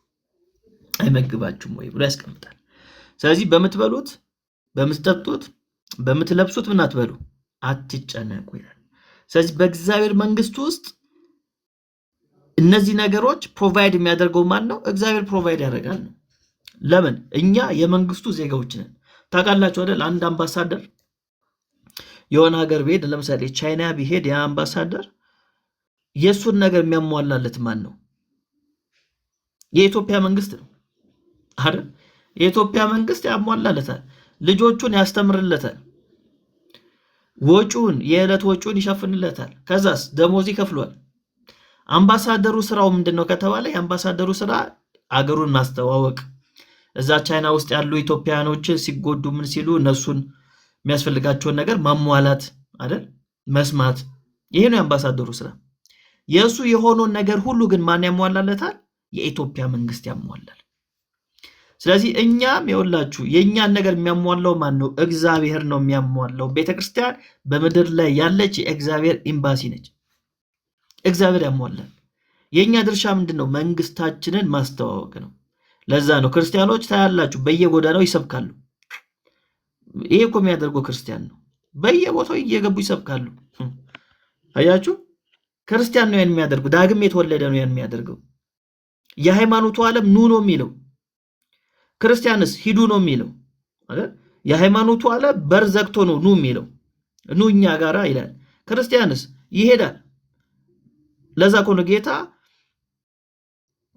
የገሃነም ደጆች አይችሏትም አለ ቤተክርስቲያን። የገሃነም ደጅ ምን ማለት ነው? በዛ ጊዜ ሀገሮች ምን ያደርጋሉ? ደጅ ይሰራሉ፣ ትልቅ ደጅ ይሰራሉ፣ ጌት ይሰራሉ። ስለዚህ ወደዛ ሀገር ለመግባት ጠላት ሲመጣ ወደዛ ሀገር ለመግባት ያን ደጅ ምን ማድረግ አለበት? ሰብሮ ነው መግባት ያለበት። ያ ደጅ ከተሰበረ ይገባል ጠላት። ስለዚህ ቤተክርስቲያን ምንድነው የምታደርገው? የገሃነምን ደጆች እየሄደች ደጆቹን እየሰበረች እየገባች ከሲኦል ነፍሳትን ትነጥቃለች ማለት ነው። ትነጥቃለች። ይሄ የመንግስቱ አሰራር ነው። አንዳንድ ሰዎች አይመቻቸው፣ ምንም ማድረግ አይቻልም። መንግስቱ እንደዚህ ነው የሚሰራው። የመንግስቱ አሰራር እንደዚህ ነው። ስለዚህ ቤተክርስቲያን ልክ እንደ አምባሳደሩ ነች። አምባሳደር የመጣበትን ሀገር ያስተዋውቃል። ለምሳሌ ሄዳችሁ አሁን ለምሳሌ የኤምባሲውን ለምሳሌ እነ ሊዱ ሀገር ያለ ኤምባሲ ሄዳችሁ ብትጠይቁት ስለ ኢትዮጵያ፣ እስቲ ስለ ኢትዮጵያ ነገርን ብትሉት አምባሳደሩ ወይ እኔ እኮ ስለ ኢትዮጵያ ብዙ አላቅም ቢል ምን ይሰማችኋል? በጣም ነው የሚያሳፍሩ አይደል? አምባሳደር ተብሎ ኢትዮጵያ እዛ ሀገር ተቀምጦ ወኪል ተደርጎ እስቲ ስለ ኢትዮጵያ ትንሽ ነገር ነገረን ክቡር አምባሳደር ቢሉት እንግሊዞች ወይ ይገርማቸዋል። እኔ እኮ ስለ ኢትዮጵያ ብዙም አላቅም እንደው ስራ ሆኖብኝ ነው ቢል ሴንስ አይሰጥም። እኛም የእግዚአብሔር መንግስት ዜጎች ነን ብለን አንድ ሰው መጥቶ ስለ እግዚአብሔር መንግስት እስቲ ትንሽ አጫውተኝ ቢላችሁ ውይ ምንድን ነው የእግዚአብሔር መንግስት ካላችሁ ችግር አለ፣ በጣም ችግር አለ። ስለዚህ ስለ እግዚአብሔር መንግስት ማወቅ ግዴታ ነው፣ በጣም ግዴታ ነው ማለት ነው። ስለ እግዚአብሔር መንግስት ማወቅ ግዴታ ነው፣ አስፈላጊም ነገር ነው፣ አስፈላጊ ነገር ነው። ይሄን በምሳሌ አድርጌ አንድ ምሳሌ አምጥቼ ሐሳቤን ለመጠቅለል ልሞክር። ለምሳሌ የሉቃስ ወንጌል ምዕራፍ 11 ላይ አንድ ታሪክ አለ ጌታ የተናገረው። ምሳሌም ነገራቸው እንዲህ ሲል፣ አንድ ባለጠጋ ሰው እርሻ እጅግ ፍሬያማ ሆነችለት። እርሱም ፍሬን የማከማችበት ስፍራ አጥቻለሁና ምን ላድርግ ብሎ በልቡ አሰበ። እንዲህ አደርጋለሁ፣ ጎተሬን አፍርሼ ሌላ የሚበልጥ እሰራለሁ፣ በዚያም ፍሬና በረከቴን ሁሉ አከማቻለሁ። ነፍሴንም አንቺ ነፍሴ ለብዙ ዘመን የሚቀር ብዙ በረከት አለሽ፣ እረፊ፣ ቢ ጠጪ፣ ደስ ይበልሽ እላታለሁ አለ። እግዚአብሔር ግን አንተ ሰነፍ፣ በዚች ሌሊት ነፍስን ካንተ ሊወስዷት ይፈልጓታል፣ ይህስ የሰበሰብከው ለማን ይሆናል አለው። ለራሱ ገንዘብ የሚያከማች በእግዚአብሔር ዘንድ ግን ባለጠጋ ያልሆነ እንዲህ ነው። አሁን ልጠይቃችሁ፣ የዚህ ሰውዬ ጥፋቱ ምንድን ነው? በሰውኛ ስናስበው ምን አጠፋ? ምንም አላጠፋም። አልሰረቀ፣ በሙስና አላመጣ፣ በግፍ አላመጣ። በራሱ ድካም በራሱ ጥረት ነው ያመጣው አይደል? በሰውኛ ስናስበው ችግር የለውም፣ ግን በእግዚአብሔር መንግስት አይን ስናየው ግን በጣም ትልቅ ችግር አለው። የመጀመሪያው ነገር የሰውዬ ምንድን ነው ያደረገው? ጎተሬን አፍርሼ ነው ያለው አይደል? ምን ማለት ነው? ጎተራ ነበረው፣ እህል ያከማች ነበር፣ ለራሱ በቂ የሆነው ነገር ነበረው። ግን ምን አለ? ላፍርሰው ጎተሬን አለ። ከዛስ የሚበልጥ ጎተራ ልስራ አለ። የሚበልጥ ጎተራ ሰራ። እዛ ውስጥ ምን አደረገ? አከማቸ። ከዛ ለነፍሱ ምን አላት? አንቺ ነፍሴ ለብዙ ዘመን የሚቀር ብዙ በረከት አለሽ፣ እረፊ፣ ቢ ጠጪ፣ ደስ ይበልሽ እላታለሁ አለ። አያችሁ፣ ራሱ ላይ ፎከስ አደረገ። ስለዚህ ጌታ ምን አለ? አንተ ሰነፍ። በዚህ ዘመን ቢሆን ጎበዝ ሰራተኛ ተብሎ ይሸለም ነበር አይደል? በእኛ መስፈርት ከሆነ ጎበዝ ምናምን ተብሎ ሪዋርድ ይሰጣል። ጌታ ግን ምን አለው? አንተ ሰነፍ አለው ማለት ነው። አንተ ሰነፍ። ከዛ ለራሱ አለ ገንዘብ የሚያከማች። እነዚህ ቃላቶች ሆን ብዬ ነው ቀይ ያደረኳቸው። የክምችት ሀብት ይባላል። ለራሱ ምን የሚያደርግ የሚያከማች፣ በእግዚአብሔር ዘንድ ግን ምን ያልሆነ ባለጠጋ ያልሆነ። ታሪኩ ግን ሲጀምር እንደዚህ ብሎን ነበርኮ፣ አንድ ባለጠጋ ሰው ነው የሚለን። ስለዚህ የሰውዬ ባለጠጋ የሆነው በምን አንጻር ነው? ከምድር አንጻር፣ ከሰዎች አንጻር ባለጠጋ ነው። ከእግዚአብሔር አንጻር ስንል ግን በእግዚአብሔር ዘንድ ባለጠጋ ያልሆነ እንዲህ ነው። ስለዚህ በኪንግደም ኢኮኖሚ ውስጥ ሁለት ኢኮኖሚዎች አሉ። አንደኛው የክምችት ኢኮኖሚ ነው፣ የሆርዲንግ ኢኮኖሚ የምንለው ነው። ሁለተኛው የኪንግደም ኢኮኖሚ እንለዋለን። ስለዚህ እኛ በኪንግደም ኢኮኖሚ ውስጥ መስራት ያስፈልጋል። ኦፍኮርስ እንሰራለን። ገንዘብ ማግኘት ችግር አለው? ችግር የለውም። ግን እኔነት የሚባለውን ነገር መስበር አለብን። በራሴ አቅም ነው የሰራሁት፣ በራሴ ጉልበት ነው የሰራሁት የሚለውን መንፈስ መምታት አለብን። ለዛ ነው ያዕቆብ እንሄዳለን፣ እነግዳለን፣ እናተርፋለን ማለት ልክ አይደለም፣ ከንቱ ነው።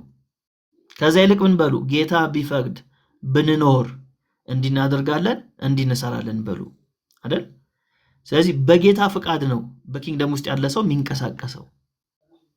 ስለዚህ በራሴ አቅም በራሴ ጉልበት አንልም፣ በንጉሱ አቅም ጌታ ቢረዳኝ። ፍሬያማ ስንሆን ጌታ ነው የረዳኝ ማለትን መልመድ ይኖርብናል። ከዛስ ማካፈል መልመድ ይኖርብናል። ተመልከቱ፣ እዚህ ጋር እንትን አደረገ ነበረው። ከዛ በኋላ ተጨማሪ ነገር ፈለገ፣ ሰራ። የሰውዬ ደስ አለው። በቃ ግን በዛች ሌሊት ማን መጣ? መልአከ ሞት መጣና ወሰደው ማለት ነው። ስለዚህ በእግዚአብሔር ዘንድ ባለጠጋ ያልሆነ በእርሱ ዘንድ ብቻ ባለጠጋ የሆነ ሰው እንደዚህ አይነት ሰው ነው በማለት ጌታ ይናገራል። የመጨረሻ አንድ ጨምርና ልጨርስ። የማቴዎስ ወንጌል ምዕራፍ 6 ቁጥር 19 ብልና ዝገት በሚያጠፉት ሌቦችም ቆፍረው በሚሰርቁት ዘንድ ለእናንተ በምድር ላይ መዝገብ አትሰብስቡ አለ። ይሄ መርህ ነው።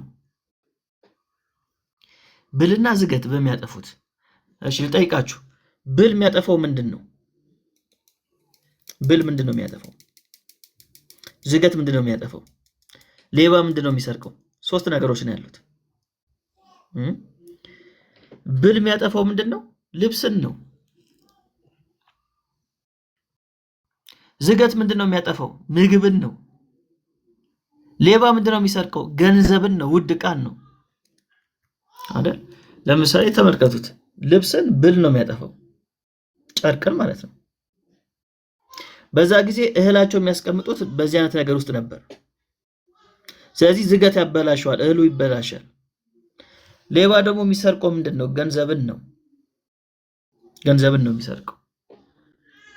ስለዚህ እነዚህ ነገሮች ምን አታድርጉ አለ ጌታ? አታከማችሁ አለ። ምንድን ነው አታከማችሁ? ራስ ላይ ብቻ የሚሰራ ስራ ጌታ ይጸየፈዋል። ጌታ ምንድነው የሚፈልገው ከተባለ ራሳችንም ወንድማችንንም አንድ ላይ የምናድግበትን መንገድ ነው ጌታ የሚፈልገው። ልብስን ብል ያጠፋዋል፣ ምግብን ዝገት ያጠፋዋል፣ ገንዘብና ውድ ዕቃዎች ምንላቸውን ሰው ይሰርቋል። ስለዚህ ምን እያለን ነው? ተፈጥሮ፣ ጊዜ እና ሰው የሚያጠፋው ነገር ዋስትና አይሆንህም። አሁን ብዙዎቻችን የተወሰነ ገንዘብ ሲኖረን፣ የተወሰነ ውድ የሚባል ዕቃ ሲኖረን በቃ እንደ ዋስትና እናየዋለን። ያን ስፒሪት ነው ጌታ የመጣው አይደል? ያን ስፒሪት ጌታ መጣው። በቃ በአንድ ስቴትመንት ብልና ዝገት በሚያጠፉት ሌቦችም ቆፍሮ በሚሰርቁት ዘንድ ለእናንተ በምድር ላይ መዝገብ አትሰብስበዋል። ሰልፍ ሴንተርድ የሆነ አኩሚሌሽንን ጌታ ይወዱ፣ ፕራይድን ጌታ ይወዱ። ለእናንተ ነው የሚለው፣ ለእናንተ እንትን አትበሉት፣ አትሰብስበዋል ማለት ነው። አሁን ማካፈል ማለት ነው። በሌላ አገላለጥ ማለት ማካፈልን ጌታ ይፈልጋል። አሁን በተለይ በእኛ ሀገር ኮንቴክስት ብዙዎቻችን ቁምሳጥናችን ውስጥ በጣም ብዙ ልብስ አለ። በጣም በተለይ እህቶች እንግዲህ ወንድ ልጅ እንደውም ብዙ የለው በጣም ብዙ ልብስ አለን ማለት ነው። እስቲ አውጣው ስጥ ለሰው።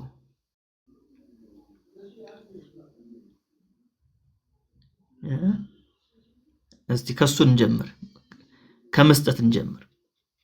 ይሄ መርህ ነው። ለዚህ ነው አንዳንድ ነገሮች መልቀቅ አለብን ያልኳችሁ ለዚህ ነው። ስለዚህ ማካፈል ትልቁ ነገር ምንድነው? ማካፈል። እሱን ነው ኪንግደሙ የሚፈልገው። ቅድም አሳይቻችኋለሁ አይደል? ኖብል ፋሚሊዎች ነን፣ አንድ ላይ ነን የተቀመጥነው። ስለዚህ በእግዚአብሔር መንግስቱ ደግሞ አብሮ ማደግ የሚባል ነገር አለ። የራሳችን ነገር ብንሰራ ግን ለወንድሞቻችን ደግሞ መቆረስ፣ በገንዘብ ብቻ አይደለም፣ በእውቀታችንም ባለን ሙያ፣ ልብስ ከሆነ በልብሳችን፣ በብዙ ነገር መቆረስ ይቻላል ማለት ነው።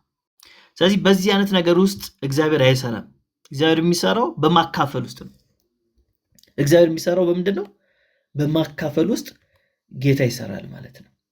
ጌታ ይሰራል ማለት ነው። እና የእግዚአብሔር መንግስት የምትሰራው በዚህ አይነት መንገድ ነው። ከፈሪሳውያንና ከሄሮድስ እርሾ ምን በሉ? ተጠበቁ ይለናል ጌታ። ሀሳብ ካላችሁ እናንተ ጨምሩ። እኔ ጨርሻለሁ። ጸጋ ይብዛላችሁ። ወይም ኢሚዲየት ኮንቴክስቱን ይዞ ሰዎች ለእግዚአብሔር ቃል ፍቅርም መረዳትም እንዲኖራቸው ስለሚያደርግ በጣም ደስተኛ ነኝ። ላይ የጸጋ ይብዛልህ። እዚህ ያላችሁትን ሂዊን፣ ቤትሾን፣ ጆን፣ ሊዲያ፣ ሎዚን ደውዬላታለሁ በቀደም እንቆል ልጄ ማለቴ ነው እና ስላየኋችሁ ደስ ስለ እግዚአብሔር መንግስት የማቴዎስ ወንጌል ያው ራሱ የእግዚአብሔር መንግስት ወንጌል ወይም የመንግስት ወንጌል ተብሎ ነው የሚታወቀውና በእግዚአብሔር መንግስት ውስጥ ያለንን ድርሻ ማወቅ በጣም አስፈላጊ ነገር ነው። ሰው ያለውን ማወቅ መቻል አለበት፣ ወይም የተደረገውን ነገር ማወቅ መቻል አለበት። እኔ ብዙ ጊዜ ያለውን የማያውቅ ከሌለው እኩል ነው እላለሁ እና አንደኛ ጴጥሮስ ምዕራፍ 2 ቁጥር 9 ላይ ያለው በጣም መሰረታዊ ነገር ነው። ቅድም እሱም አንስቶታል። ራእይ ላይ ነው እሱ ያለውን የጠቀሰው። እኔ ደግሞ እንደ ቲፕ አንደኛ ጴጥሮስ 2:9 ላይ እሱም በጎነት እንድትናገሩ ከጨለማ ወደሚደነቅ ብርሃኑ አይደል ወደ ማርቪሊየስ ላይት ነው የሚለው እንግሊዘኛው ነው ወደዋለሁ እና የተጠራችሁ ቅዱስስ የንጉስ ካህናት ይላል። ፕሪስት ኤንድ ኪንግስ ለርስቱ የተለየ ወገን ናችሁ እና ናችሁ የተባልነውን ነገር መለየት አለብን። በማንነት ደረጃ በእግዚአብሔር መንግስት ውስጥ በክርስቶስ ወንጌል ከእግዚአብሔር ጋር ታርቁ ስለምንል ካህናት ነን። ደግሞ የእግዚአብሔርን መንግስት ዲሞንስትሬት ስለምናደርግ የመንግስቱን ቃልና የመንግስቱን ህይወት ስለምንገልጥ ደግሞ ገዦች ነን እና ይህንን በጣም ማወቅ ያስፈልጋል። በሰለጠነው ዓለም ምናልባት ሊዲየም ታውቂያለሽ፣ ኢኮኖሚ ክራይሲስ እንኳን ሲመጣ አይደንቲቲ ክራይሲስ ነው ቼክ የሚደረገው እና በጣም ማንነትን ማወቅ ያስፈልጋል። በእግዚአብሔር መንግስት ውስጥ ቅድም አሁን ሜላ የሰጠው ምሳሌ በጣም ገላጭ ነው። አምባሳደር ሆኖ የተሾመ ሰው መንግስትን ወክሎ የኢትዮጵያን መንግስት ወክሎ በሌላ መንግስት ውስጥ ያለ ሰው ስለ ኢትዮጵያ ንገረኝ ሲባል ትንፋሽ የሚያጥረው ከሆነ በጣም ሼምፉል ነው ይሄ። ስለዚህ የተወከልንበትን መንግስት ማወቅ መቻል አለብን። በእኛ ሁኔታ እግዚአብሔር መክበር ስላለበት አደል፣ በማንነታችን በህይወታ በምልልሳችን የእግዚአብሔር መንግስት መንጸባረቅ መቻል ይኖርበታል እና ንጽጽሩ በጣም ደስ ብሎኛል። እንግዲህ እንደምታውቁት የማቴዎስ 1 የንጉሱ ዘር ነው አደል፣ የንጉሱን ዘር እናገኛለን። ማቴዎስ 2 ደግሞ የንጉሱን መወለድ እናያለን። 3 ደግሞ ንጉሱ መንግስቱን የሚገልጥበት የመንፈስ ቅዱስን ኃይል ሲታጠቅ እናያለን፣ በጥምቀት ማለት ነው።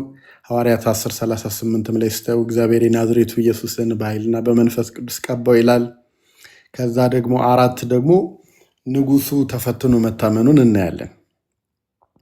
በምድረ በዳ እንግዲህ በስጋ የሆነው እስራኤል በምድረ በዳ ተፈትኖ ወድቋል። ይሄኛው ግን በምድረ በዳ ተፈትኖ እንዴት እንዳለፈ ሀብቱን ንብረቱን ይህ ዓለም የሚመካበትን ክብራቸውም ውበታቸውም መንግስታቸውም በሙሉ ተሰጥቷልና ወድቀ ብትሰግድልኝ ብሎ እሱ አልሰግድም ብሎ ተጥሎ ወድቆ እሱ ወድቀ ብትሰግድልኝ ይላል እና ኢየሱስ ሂድ ለእግዚአብሔር ለአምላክ ብቻ ስገድ የሚለውን ለእግዚአብሔር የእግዚአብሔር ክብር የሚገለጥበት መንግስት መሆኑን ያሳየበትን ፈተና ካለፈ በኋላ 5፣ 6፣ 7 የማቴዎስ ወንጌል 5፣ 6፣ 7 የተራራው ስብከት ወይም ማውንት ሰርመን የምንለው በክርስቶስ ኢየሱስ ያመነው የአዲሱ ማህበረሰብ የህይወት ስርዓት ነው ማለት ነው እና ቶፕ ሞዴል የምንለው የአባታችን ወይ ጸሎት እንኳን አባታችን ወይ ስምህ ይቀደስ መንግስት ትምጣ ፈቃድህ በሰማይ እንደሆነች ነው የሚለው። ስሙን መንግስቱና ፈቃዱን ነው የሚያስቀድመው አይደለ? አያችሁ፣ ከዛ በኋላ ነው የሚያስፈልገንን ነገር በጸሎት ውስጥ እንደ እንጀራችንን ስጠን ዛሬ፣ ይቅርታን በተመለከተ የመሳሰሉት ነገሮች በሙሉ ስሙን ፈቃዱን እና መንግስቱን ተከትለው የሚመጡ ነገሮች ናቸው ማለት ነው። ስለዚህ ፕራዮሪቲውን ማወቅ መቻል አለብን።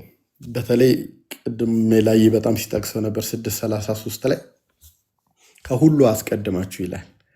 ፕራዮሪቲውን ማወቅ፣ መንግስቱና ጽድቁን ፈልጉ ሌላውም ሁሉ ይጨመርላችኋል።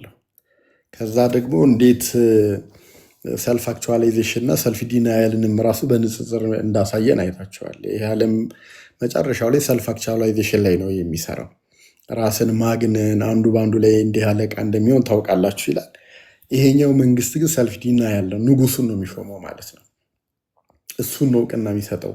መንግስቱና ጽድቁን ነው ቅድሚያ የሚሰጠው አይደል? ቤዚክ ኔሴሲቲስ የምንላቸውን ነገሮች አንስቷል። መብል፣ ልብስ፣ መጠለያ፣ እነዚህ ቤዚክ ኔሴሲቲስ ናቸው አይደል? ኢየሱስ ሲያስተምር ግን መንግስቱና ጽድቁን አስቀድሙና ዓለም እነዚህ ቤዚክ ኔሴሲቲስ የምንላቸው እግዚአብሔር መንግስት ጋር ስንመጣ ግን ሌላውም ሁሉ ይጨመርላቸዋል የሚለው ተጨማሪዎች ናቸው ይለናል።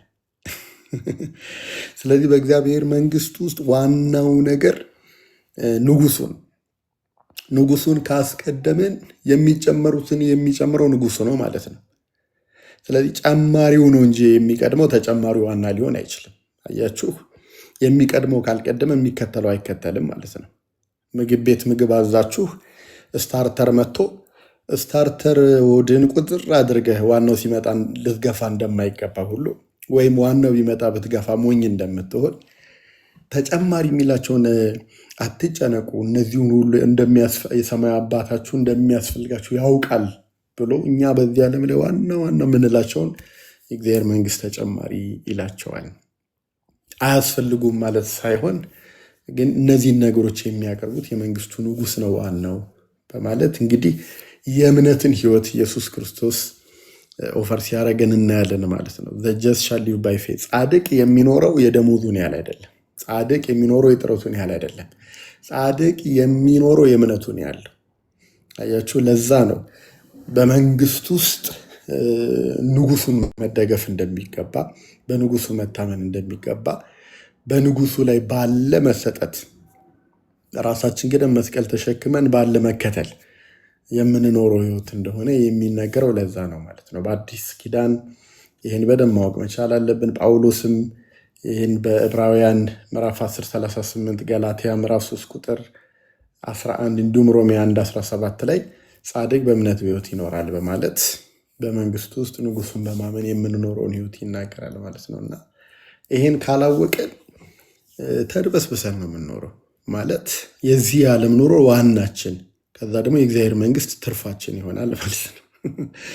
ምንድን ነው ምኞት ስንባል አግብቼ ወልጄ ልጄን ድሬ እንዲህ የምንል ከሆነ ዋናውን ኮሊንጋችን ጥሪያችንን ሰርተናል። የመንግስቱ አምባሳደሮች ነን፣ መንግስቱ መልእክተኞች ነን። የምንወክለው መንግስቱን ነው። ስለዚህ መንግስቱን ማወቅ፣ ጽድቁን መረዳት፣ ንጉሱን ደግሞ መከተል በጣም አስፈላጊ ነው ብዬ አስባለሁ። ሪፍሌክት ለማድረግ ብቻ ነው። በጣም ኢንተረስቲንግ ነበረ። ጸጋ ይብዛልህ። ተባረክ ሚላይ። አሜን። ቃል ጸጋ ይብዛልህ። ድንቅ ነው። ጥያቄ አለ ሊዱ? ያ ቃሌ ቴንኪዩ በጣም ጌታ ይባርክ። ቆንጆ ሪፍሌክሽን የሰጠኸው አንተ። ሌላ እሺ፣ ለነገር ሎዚ እንዳትጠየቂ ነው አይደለ? ቶሎ የወጣሽው። ሰላም ብያለሁ ካለሽ አላውቅም ካመለጠች አካፍሉ ስለተባለ እየጠየቅኳት ነበር አንዳንድ ነገር ሜላና ሳትጠየቅ አመለጠች። ቃል ተባረክ። ጥያቄ ያላችሁ አለ? ጥያቄ ያላችሁ ሰዎች አንድ ቁጥር ጻፉልኝ ወይም ደግሞ ሪኩዌስት ላኩልኝ። በተማርነው ትምህርት ዙሪያ ጥያቄ ካላችሁ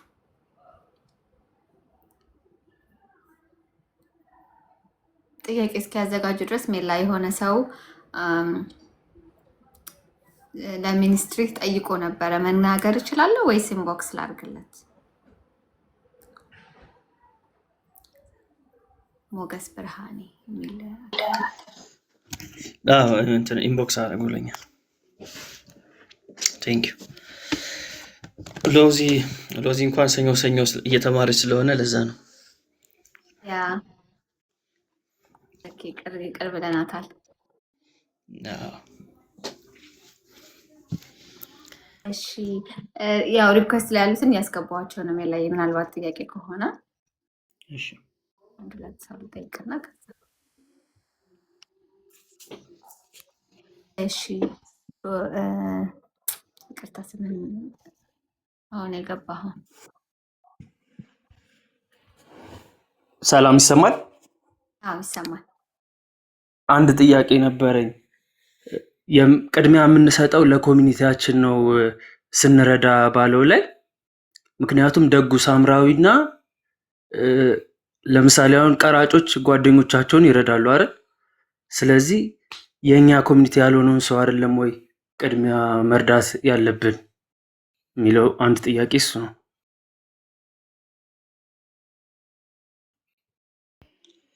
እሺ ይቅርታ ምንድን ያልከኝ?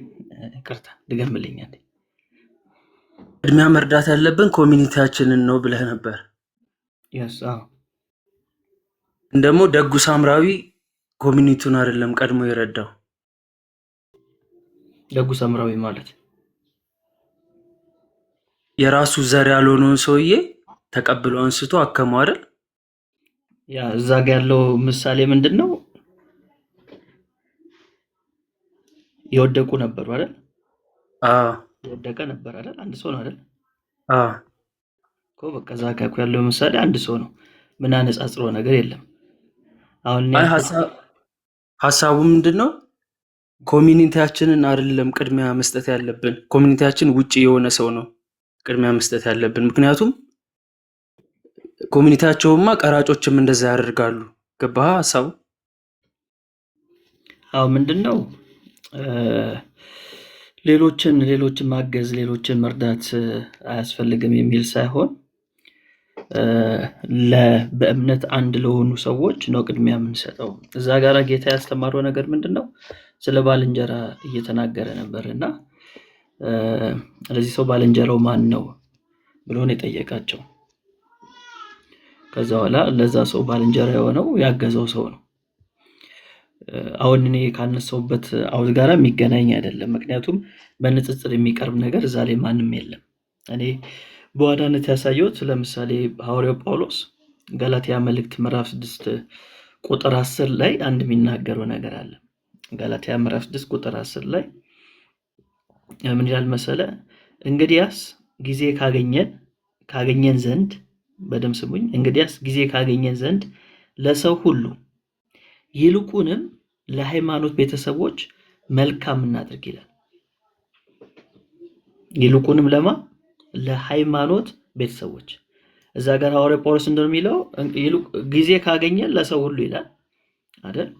ግን ይልቁንም ለሃይማኖት ቤተሰቦች ስፔሻሊ ነው የሚለው እንግሊዘኛው ላይ ካየሁት ስፔሻሊ ለሃይማኖት ቤተሰቦች እናድርግ ይላል። ስለዚህ ቅድሚያ የምንሰጠው ለመንግስቱና ለመንግስቱ ውስጥ ላለው አገልግሎት ነው። ያን ነገር እናደርጋለን። ያን ነገር ስናደርግ ግን ሌሎችን ባገለለ መንገድ ግን መሆን የለበትም። የፕራዮሪቲ ጉዳይ ነው። የፕራዮሪቲ ጉዳይ ላይ ሲመጣ ወንድሜ እያለ አልፌ መሄድ የለብኝም ነው። ወንድሜ የሚያስፈልገው ነገር ካለ ቅድሚያ ከጎኔ ላለው ለወንድሜ ነው ማደርገው። ወንድሜ ደግሞ የምለው በክርስቲያን ውስጥ ደግሞ ስንመጣ በእምነት አንድ የሆነኝ ነው ወንድም ምለው አይደል? መጽሐፍ ቅዱሳችን ወንድማማች የሚባሉት ያው በእምነት አንድ የሆኑ ሰዎች ነው። እና አንተ በጌታ ወንድሜ ከሆንክ አንተ የሚያስፈልግ ነገር እያለ አንተ ረግጬ ሌላ ቦታ አይደለም መሄድ ያለብኝ። ቅድሚያም ሰጠው ለማን ነው? ለሃይማኖት ቤተሰቦች እንደሆነ መጽሐፍ ቅዱሳችን ይነግረናል። ከዛ አንጻር ነው። አመሰግናለሁ በጣም እሺ፣ ችግር የለውም። ቴንክ ዩ። እሺ ሌላ ጥያቄ ያለ ሰው አለ?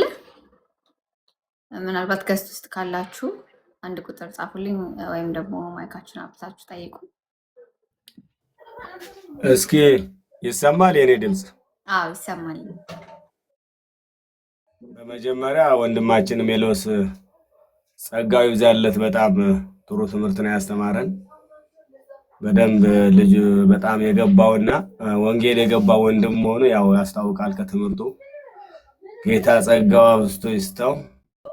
እኔ እንኳን ምንድነው በውስጥ የነበረ ጥያቄ ነበረ። በተለይ ጌታችን መድኃኒታችን ኢየሱስ ክርስቶስ ስትጸልዩ እንዲህ ብላችሁ ጸልዩ ብሎ ያስተማረው ላይ ያው እዛ የነበርኩበት ቤተ እምነት ላይ ያው ተቀጽላ ነበረውና ያንን እዛ መጽሐፍ ቅዱስ የለም እንዲህ ብላችሁ ብሎ ያስተማረውን አባታችን ሆይ በዚህ በወንጌላውያን በተለይ መደበኛ ሲጸለይ ብዙ ጊዜ አላየም። እኔ ሁሉ ጊዜ ጥያቄ የሚሆንብኝ እሱ ነው። ጌታ ኢየሱስ በተለይ በሰማያት የምትኖር አባታችን ሆይ ብላችሁ ጸልዩ ብሎ ያስተማረው በዋናነት ብዙ ጊዜ አላየውምና እስኪ ለምን እንደሆነ ትንሽ ሰፋ አድርጎ ቢያስረዳኝ በዚህ ዙሪያ ላይ ደስ ይለኛል።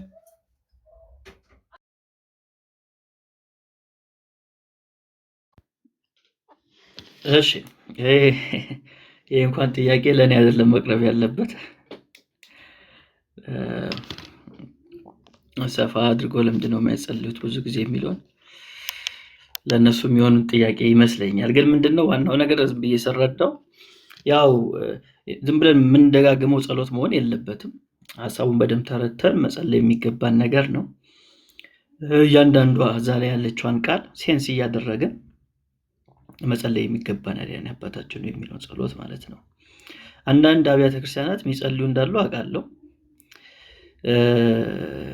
ያው በሁሉ ደረጃ ግን መናገር አልችልም። ግን የሚጸልዩ አሉ። አባታችን ነው የሚለውን ጸሎት በጉባኤ ውስጥ የሚጸልዩ አሉ።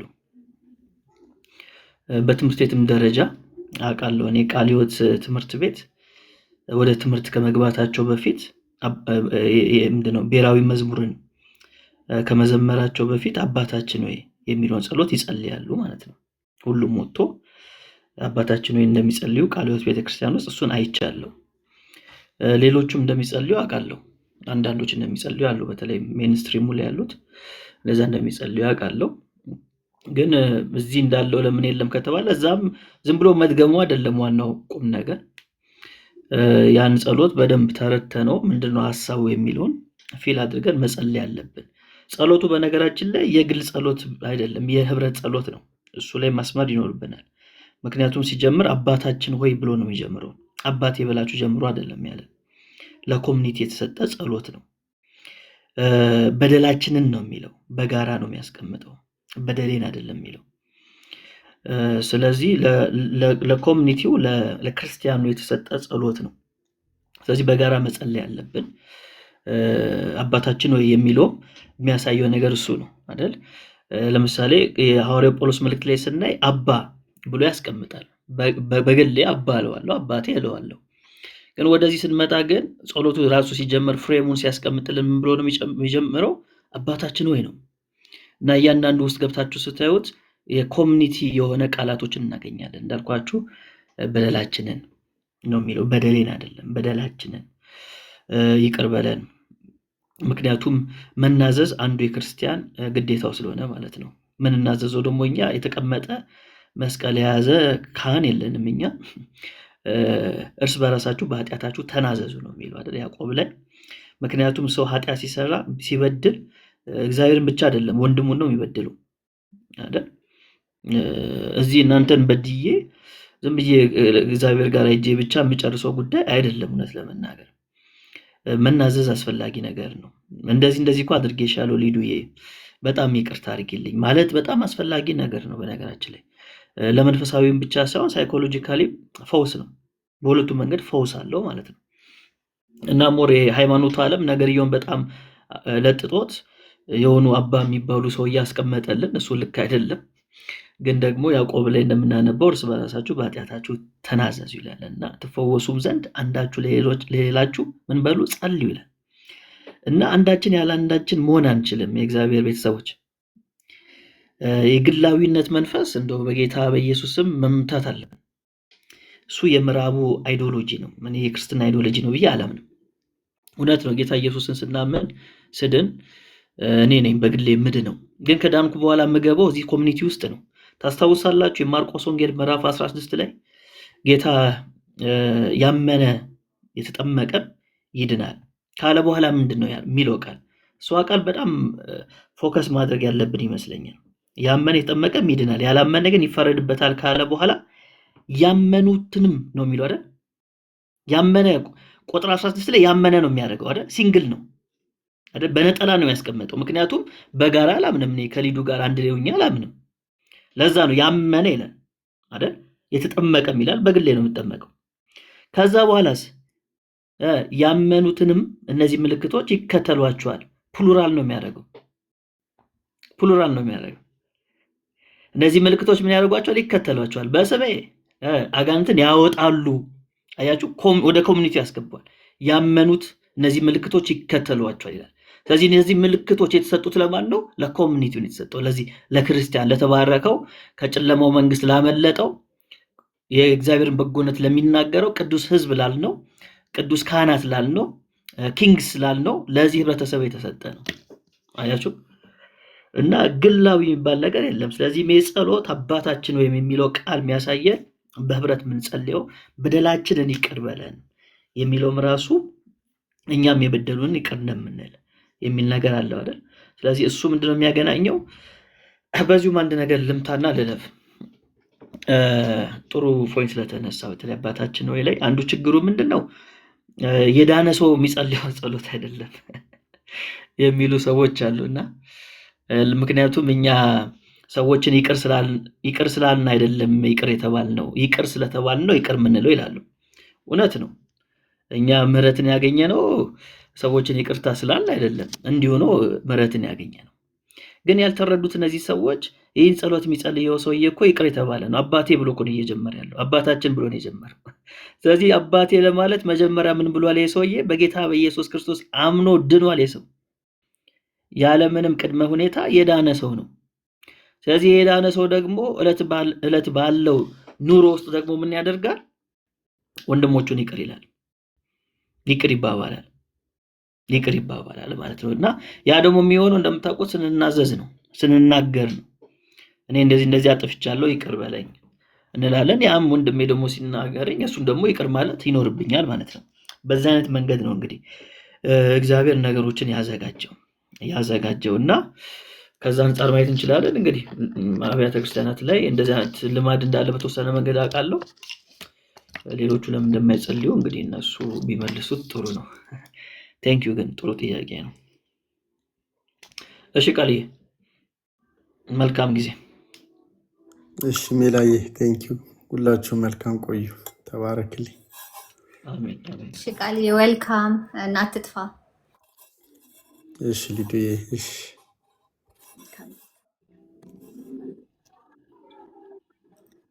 እሺ ምዕመናን፣ ሌላ ጥያቄ ያላችሁ ሰዎች ካላችሁ፣ እኔ ጥያቄ አለኝ ሜላ፣ ግን ኔክስት ዊክ በጥያቄ እንጀምራለን። እሺ ጥያቄ እንጀምር። በእኔ ጥያቄ እንጀምራለን እንችላለን። እሺ እሺ እሺ ጋይስ፣ ሌላ ክርስቲያን ያንቀላፋል እንጂ አይሞትም ስንል ምን ማለቱ ነው?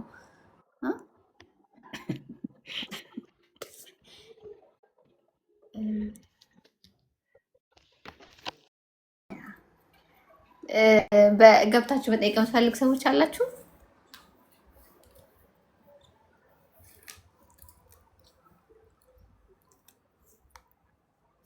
ጥያቄ አላችሁ?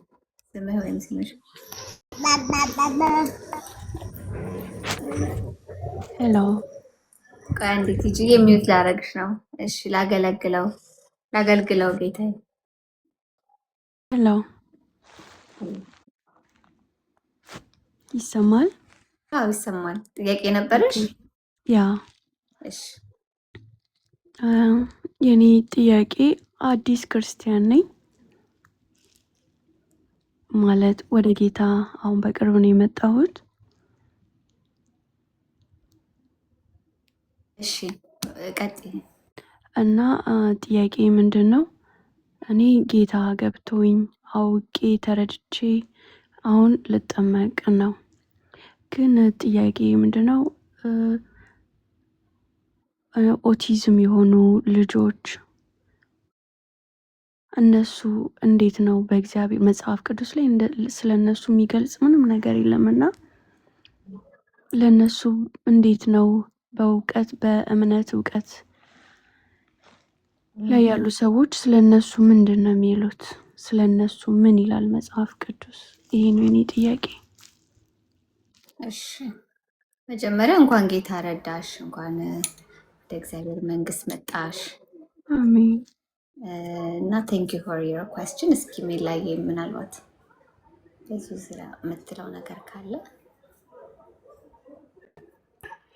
እሺ አዎ እንኳን ጌታ ረዳሽ። እንግዲህ እግዚአብሔር ጻድቅ ነው ብለን ነው የምናምነው። ጻድቅ ፈራጅ እንደሆነ መጽሐፍ ይናገራል።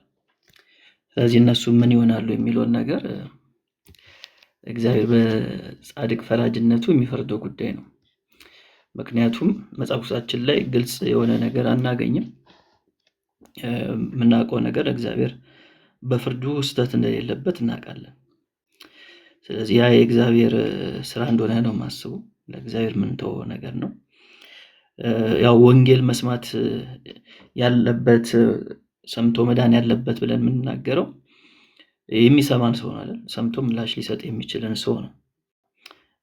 አሁን ህፃናትን ብናይ ህፃናቶችም ምላሽ መስጠት የሚችሉበት እድሜ ላይ ከመድረሳቸው በፊት ቢሞቱ ራሱ ምንም እንደማይሆኑ ነው የምናምነው። እንግዲህ የእግዚአብሔር መንግስትን ይወርሳሉ፣ ምንም ጥያቄ የለውም።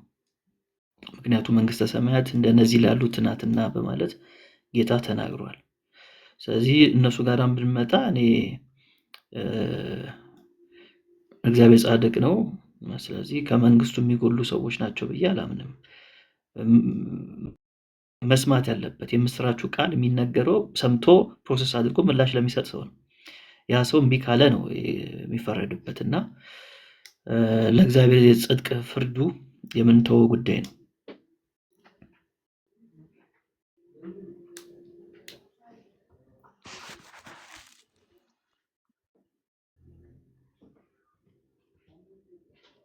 እያወራሽ ነው? ላገለግለው የሚለው አካውንት አይሰማም። እያወራሽ ከሆነ ምናልባት እያወራው አልነበረም፣ እያሰብኩኝ ነበረ። ኦኬ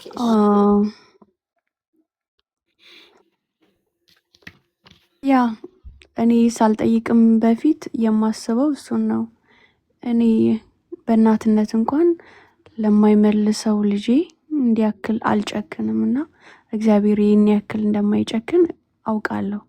ግን አብሮን ያለ ሰው መጠመቅ አለበት። በህፃንነቱ መጠመቁ እንደሚያድነው አንዳንድ ጊዜ ኢሹ ይነሳልና በመጽሐፍ ቅዱስ ያለ ትምህርት ካለ ብዬ ነበረ።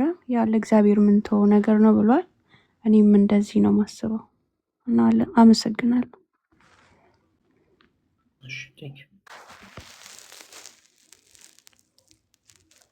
እሺ በጣም እናመሰግናለን። ጌታ ይባርክሽ። ሜላ የምትጨምረው ነገር አለ እንዴ ወይስ ብለኸዋል? አይ ቲንክ ኦልሬዲ። አይ ምንም የምጨምረው ነገር የለም። ጌታ ነው የሚጨምርበት። ምንም ከኛ ውጪ ነው።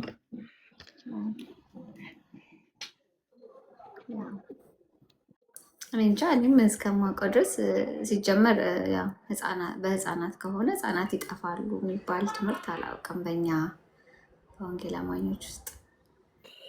አዎ አይ በፍጹም ህፃናት እንዴት ሆነው እንዲያውም የእግዚአብሔር መንግስት ምንድን ነው? የእግዚአብሔር በእነሱ መስለዋል ቅድም ያልኩት ያ እሱ ጋር ጌታ ኢየሱስ ሲናገር ህፃናቶችን አትከልክሏቸው ሲል በኦርቶዶክስ ቤተክርስቲያን ምን ይታመናል? ወደ ቤተ ክርስቲያን አምጧቸው፣ ትምህርትን አስተምሯቸው። እሱ እንዳለ ሆኖ እኔ የሚገባኝ እዛው መጽሐፍ ቅዱስ ላይ ወረድ ብለን ምን ይላል? እንደነዚህ ሕፃናት ካልሆናችሁ መንግስተ ሰማያትን አትወርሱም ይላል። አንደርስታንድ ማድረገው እንደ ሕፃን ልጅ የዋ እንደ ሕፃን ልጅ ንጹህ ካልሆናችሁ ነው አንደርስታንድ ማድረገው። ሜሎስ አንተ በዚህ ላይ ምን ትላለህ? አዎ ቅድም የጠቀስኩት ቨርስ ነው። ህፃናቶች ቢሞቱ የእግዚአብሔር መንግስት ከእግዚአብሔር መንግስት አይጎሉም። ምክንያቱም የእግዚአብሔር መንግስት ራሱ ጌታ በእነሱ መስሎ ተናግሯል እና ቢሞቱ የእግዚአብሔር መንግስት ወራሾች ናቸው የሚሆኑት። ምንም የሚያሻማ ነገር አይሆንም ብዬ ነው የማስበው። መጽሐፉ የሚናገረው ነገር እሱ ነው። መጽሐፉን እሱ ነው የሚነግረን። ሌላ ሀሳብ ጥያቄ ካለው ከቶፒካችን ብዙ እንዳንወጣ ትይዣለሽ? ምን አልከኝ? ነገረ ድህነት እንዳይሆን። ቴንክ ዩ አመሰግናለሁ። አሜን። በርቺ። ተባረክ። ላገለግል እወዳለሁ። ቲጂ ጥያቄ ያለኝ ብለሽ ነበረ። ይቅርታ ሚውት ነው። እሺ ማይክሽ አይ ቲንክ አዲስ ነገር ነው መሰለኝ አካውንትሽ። ሰላም አለው። አዎ ይሰማል አይደል? ለኔ ለአንድ ነገር የምጠይቀው 81 የኢትዮጵያ ኦርቶዶክስ መጽሐፍ ቅዱስ ማለት ነው። ይቅርታ መንገድ ላይ ስላለው ድምፅ ሊረብሻችሁ ይችላል። ይሰማለሁ እናት? አዎ ትንሽ ያንቺ ድምፅ ጮክ አድርገን እንድንሰማ። ኦኬ አሁንስ ይሰማል? እሺ አዎ ይሄ 80 አሃዱ አለ አይደል? መጽሐፍ ቅዱስ የኢትዮጵያ ኦርቶዶክስ እሱን ማለት ነው የሚቀበሉት ስንት ሀገራቶች አሉ እና ደግሞ የተቀበሉት ካሉ እነማን ናቸው የሚለውን ሜላ ቢነግረኝ ደስ ይለኛል። አመሰግናለሁ። እንዴት አድርጊ? እሺ እናቴ ይቅርታ ልጅ ስለ ችግር የለም። የልጅ ድምፅ ስለሚዘጋ ነው ላይቡን። ይሄን እንኳን እሺ ይሄ መጨረሻ ጥያቄ ላድርገው ከርዕሳችን ውጪ። የለም ነው አጭሩ መልስ። የለም የኢትዮጵያ ኦርቶዶክስ ብቻ ነች ያን የምትጠቀመው። ያው የኤርትራ ከዛ ውጪ ማንም የሚጠቀም የለም። 81 የሚባል ቀኖና የለም በየትኛውም ሀገር ላይ። ያ ብቸኛ ብርቅዬዋ ኢትዮጵያ ብቻ ነች 80 አሃዱ ያላት እያለን ነው ወንድማችን። አሁን እሷም የላትም በነገራችን ላይ ትላለች እንጂ 81 የላትም። ስንት እንዳላት አታውቅም። ይበዛል ከ81 ሲቆጠር ይበዛልም ያንሳልም እንደያቆጣጠሩ ይለያያል። ይሄ እዚህ ላይ እንዴት ነው የመጣሽው? ከቻለች አለሽ እንዴ? 81 የላቸውም። ለዛ ነው ደፍሮ የማይወያዩት። ታላቁ ይወያያል። አይ ቲንክ ታላቁ ይወያያል።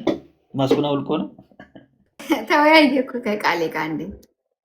ኧረ እባክሽ ማለት በቪዲዮ አይ ኖ ጀስት ስክሪን እያሳየ ብቻ። አይ እሱማ ሬዲዮ ነው።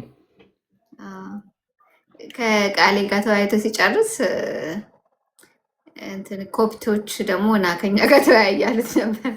ኧረ እባክሽ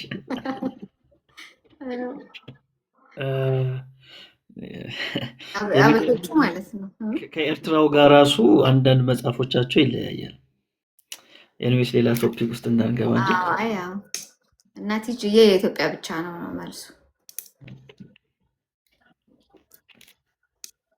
እሺ ሌላ የዘለል ተባረክ ሜላዬ። ትዕግስት ደግሞ የሚገርም ነው። ተባረክ። አሜን አሜን አሜን አሜን። እውነት ነው። እኛም ሜላ ትዕግስት ይደርብን እያለን እንጸልያለን። ኧረ በይ በረከት እንዳታጣይኝ ከማን ጋር የሁሉ ነገር ምንጭ ከሆነው ጋር። አዎ ኖ ኖ፣ ኧረ እኮ በረከት ይደርብን እንደዛ አይደለም ማለት አይደለም እንዴ? አንተ ላይ ያደረው በረከት እኛም ላይ ይደር ማለት ነው ወይስ እንዴት ነው ነገር? አይ ምንም፣ ዝም ብሎ መጠየቅ። ያ እሺ፣ አለ እንዴ ጋይስ ጽፋችሁ ያዘለልኩት ነገር ካልሆነ ርዕሳችን ላይ ያወራነው ላይ ቢሆን ጥሩ፣ ርዕሳችን ላይ ቢሆን አሪፍ ነው። ትክክል። ያው እኔን ስታዩኝ ኦርቶዶክሳዊ ጥያቄ ትዝ ይላችኋል ስናረዳለሁ እሱ ይገባኛል። ግን ርዕሳችን ላይ እግዚአብሔር መንግስት ላይ አባታችን የሚለው ጸሎት ላይም ካስፈለገ ስላነሳሁት ያ እውነት ነው። ያ እንደዛ ጥያቄ ካላችሁ ሪኩዌስት ላኩ። ማርታ የሚለው አክሴፕት ላድርግሽ እስኪ አለሽ እንዴ? ቅድም ስለነበር የላክሽው እስኪ ለምን ትራይ ታይስ ካለች አላውቅም። ይቅርታ ጋይስ እየሰማሁኝ ስለነበረ አላየሁም። ምናልባት ጽፋችሁ ያላየሁት ካለ አራላው አይ ቲንክ አለ፣ ግን የኮሜንት ይቅር ሜል ናሲን ኮሜንት የተጠየቀ ጥያቄ አለ ርዕሳችን ላይ ነው። እስኪ እኔ ጥያቄ ተይኝም ይታይሻል ጥያቄ? አይ እስኪ ምናልባት ያለ መስሎኝ። የእግዚአብሔር መንግስት ምንድን ነው? አዎ የእግዚአብሔር መንግስት ምንድን ነው? በመጠባበቅስ የምትመጣ ናትን ወይንስ ምንድን ናት? በመንፈስ ቅዱስ የሆነ ደስታና ሰላም እንጂ ቦታ ነች እንዴ ይላል። መጀመሪያ ያልነበረ ሰው ጥያቄ ነው። ቪዲዮ አለ አይደል? አሁንም ዩቲዩብ ላይ አለ ጋይስ። አዎ ሄዳችሁ የመጀመሪያው አለ፣ ሁለተኛው ነው ያለው።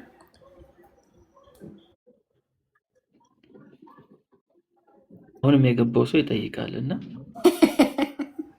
በጣም አስቸጋሪ ነው ቲክቶክ ላይ። እውነት ነው። ቅድም ራሱ አንድ ኮመንት በጣም ብዙ ሰው እየተረባረበበት እያየ ነበር። ራሊ የሚባል ልጅ በቃ እኛንን ሁሌ ቶፒካችሁ ምናምን ይላል ያነሳ ነገር አንተ እግዚአብሔር መንግስት ምናምን እያልክ እኛንን አይደለ ሁሌ ቶፒካችሁ ምናምን አለገብ ልክ እንደገባ እንትን ሲያይ ከኛ ውጭ ርዕስ የላችሁ ምናምን አለና ሳይሰማ ነው አይደል? በጣም እንትን ኮመንት ልዘጋ ነበር የተቀባበሉት የኛ ልጆች። መጽሐፍ ቅዱስ ነው የእናንተ ርዕስ ምናምን ይሉታል። የት ያውቁታል ደግሞ እግዚአብሔር መንግስት እና እንዲያውም ኦቶሜትድ ኮመንት እያልኩ ነበር። እኔ ምንም ነገር ብናገር አይቀበሉም። እሱ እኮ ነው ችግሩ። እኔ ካዩኝ ማርያም ታማልዳለች ራሱ ብል አይቀበሉኝም። ምን ለማለት ፈልገ ነው የሚሉኝ? እንዴት ነው የምታማልደው? እሱ ላይ ይቻለው እውነት እንዴ ላይቭ ምናምን ሪፖርት ሲደረግ እንደዚህ ቪዲዮ ካሜራ አብርቼ ዋርኒንግ ምናምን ሲመጣ አይቻላል። ግራ ገባኝ። ቪዲዮ ማብርቼ ብዬና ዋርኒንግ መጣ። አዎ ዛሬም ባለፈውም እንጂ ባለፈው እንኳን ነቅሎ ወጣ።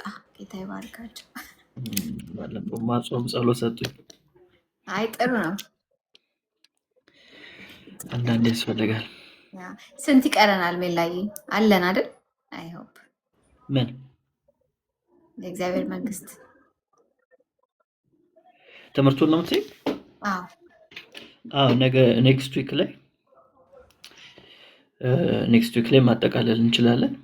አረ ነው የባለፈው እኮ አይቆጠርም እኮ የባለፈው ስላልቆጠርኩት እኮ ነው። አረ ነው እንደ ፕሮግራማችን እኮ ዛሬ ነበር የምንጨርሰው። እንዴ እንዴት ሆነ? ሶስተኛ ጊዜ ሶስት አይደል የተባባለው? በፍጹም አረ ኮንትራታችንን አንብቢው። አረ አንብቢው ግቢና ሄዊ እውነት ነው። የባከነ ጊዜ አለ። ስለዚህ ኔክስት ዊክ ላይ የእግዚአብሔር መንግስትን እንትን ጠቅልልና ከዛ በሚቀጥለው ሳምንት እንደ ጌታ ፍቃድ አምልኮ የሚለውን እኔ አምልኮና ውዳሴ ልዩነቱን እሺ የዛሬው ግን ለእንትን አይመችም። እስኪ ሞክራለሁ። ሀሳቡ በጣም ቆንጆ ነው የተነሳው ሀሳብ። ለቪዲዮ ብዙ እንትን አይልም። ይቅርታ ጥያቄ ያለኝ ለሚሎስ እሺ ከርሱ ውጭ ቢሆንም በጣም ይቅርታ። ጥያቄ ምንድን ነው? ተሐድሶች እዚህ ቨርጂኒያ አሜሪካ አሉ እንዴ? ቨርጂኒያ እንኳን እርግጠኛ አይደለሁም። አሜሪካ ውስጥ አሉ። ጠይቄ ልነግርሽ እችላለሁ፣ ልጽፍልሽ እችላለሁ በውስጥ አስታውሽኝ።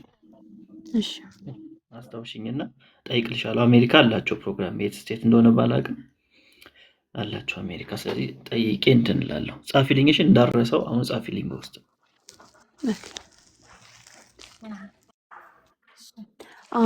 ለቲክቶክ አዲስ ነኝና መውረድ እሺ እኔ ቆንጆ አውርጂ። እሺ እሺ ቻው። ቆንጆ ነው ደግሞ ስምሽ እና በሚቀጥለው ሳምንት በአይዶኖ በቨርጂኒያ ታይም ስንት እንደሆነ አላውቅም። በኢትዮጵያ ግን 3 ሰዓት ላይ ይጀምራል ትምህርታችን። ትላንትና ልክ ልትወጡ ስትሉ ነው ያገኘኋችሁ እና ሁል ቀን በዚህ ሰዓት ነው የምታደርጉት? አይ ይሄ አሁን የምንጨርስበት ጠመቀች። በጣም ደስ ይላል። በጣም ደስ እኔ ይላል። ደግሞ ኦገስት 16 ግን ባለቤቴን አንደርስታንድ ሳደርገው ይኖ ካልቸራችን በጣም ደስ ይላል እና ለእኔም ከብዶኛል ፕሮቴስታንት ካልቸር እና ወደ እሱም መጠጋት ፈልጋለሁ፣ ባሌንም ማዳን እፈልጋለሁ እና ይገባኛል ስሜቱ እና ተሐድሶች ቢኖሩ እዚህ ሀገር እሺ አሪፍ መምህር ጽጌንም ጠይቄያቸው ነበር በግል አግኝቻቸው ሊያገኙልኝ አልቻሉም፣ አያውቁም። ኦኬ አይ አሉ አሜሪካ ውስጥ ግን እንዳልኩ ስቴቱን ነው ያላወቅኩት። ጠይቄ ያሳውቅሻለሁ። ጌታ መልካም ነው በጣም ገና ትወርሻለሽ ብዙ። አሜን። ደግሞ ባለቤትሽ የሚሰማ ሰው ስለሆነ አናላይዝ ነው። እንደዚህ አይነት ሰው ደግሞ ጌታ በደንብ ያገኘዋል። አይቀርም፣ እንጸልያለን። የጊዜ ጉዳይ ነው። እሺ ድጋሚ ደግሞ እንዲህ ተገናኝተን እናመሰግናለን ጌታን ማለት ነው። አሜን አሜን አሜን ይሆናል። ጌታ ያግዘናል። አሜን። በቃ አውርዱኝ። ቴንኪዩ ተባረኩ። እሺ እሺ ጻፊልኝ እሺ እንዳረሳ። እሺ መርሳት ነገር ያጋጥመኛል ብዙ ጊዜ። ያው ከሰው ብዛት የተነሳ እረዳለሁ። ጻፊልኝ እሺ። እሺ አውርቼሻለሁ። ጌታ ይባርክሽ፣ ጸጋ ይበዛልህ ወንድማችን ሚላ። አሜን። ጌታ ይመስገን። በረከት ይደርብን። ይሄ ቅድም ብላለች በረከት ይደርብን ብላለች። እኔም በረከት ይደርብን ልበል። ዱባይ ምን ታድሶ ነው? ዱባይ የሚለ ምንድን ነው? ታድሶ አሉ ነው? እንደዛ ከሆነ አዎ ታድሶች አሉ ዱባይ ላይ። ማግኘት ከፈለጋችሁ ኮንታክት ጻፉልኝ። ሩታብ እህት መሰልሽኝ ወጻፊልኝ። ዱባይ ላይ ያሉ ታድሶች አሉ። እሳት የላሱ ታድሶች አስቀድማችሁ ብታሳውቁን አሪፍ ነው። ወይም ለሊዱ ብትጽፉላት ድንገት ኖቴ ላይ ካላካተትኩት ድንገት የረሳሁት ነገር ካለ ልጨምርበት እችላለሁ እና አምልኮን በተመለከተ ዝማሬን በተመለከተ ውዳሴን በተመለከተ ጥያቄ ካላችሁ ለሊዱ ጻፉላት። አሁን የምታስቡት ነገር ካለ ጻፉልን። ይችላል ግን አርቲስት ቢበዛ ጥሩ ነው ብዬ ነው። ኦኬ የሚቀጥለው እሱ ነው የምናየው። አይ የሚቀጥለው ሳይሆን ያው አንዳንድ ነገር እንኳን ብንይዝ ያችን ተግባራዊ ለማድረግ ብንሞክር በጣም እናተርፋለን እና ቲዮሪው ከሚበዛ አንዱን መርህ ሁለቱን መርህ ይዘን ሁለቱን መርህ እንዴት ወደ መሬት ማውረድ እንችላለን የሚለው ነገር እስቲ አሁን ለምሳሌ ቅድምን ብያቸዋለሁ። ማቴዎስ 6 ላይ ያለውን ሐሳብ ብልህ ዝገት እና ሌባ የሚለው ሐሳብ ማካፈል ተባብለናል አይደል? እስቲ ልብሶቻችሁን እንስጡ። ልብሶቻችንን እስቲ ኔክስት ዊክ ላይ ስንገናኝ ሰተን እንገናኝ። ይቻላል አይቻልም? ምን ነው እዚህ ላይ የሚታረግሽ? እስካሁን ሚት ሳታረጊ ሲል ሳመር አይደለ? እዚህ መስኮቶች በሙሉ ክፍት ናቸው እና አንዳንድ ሳይረን ድምፅ ሲመጣ እንዳይረብሻችሁ ብዬ መዝጋቴ ነበር ነው እንዴ? እሺ። እና ሎዛም እኮ የወጣችሁ ለዛ ነው። ሜላ ልብስ ስጭኝ ስላት ነው እንዴ? የት ታመልጣለች ብለሽ ነው? እኮ የትም አታመልጥም። እኔ ልብስ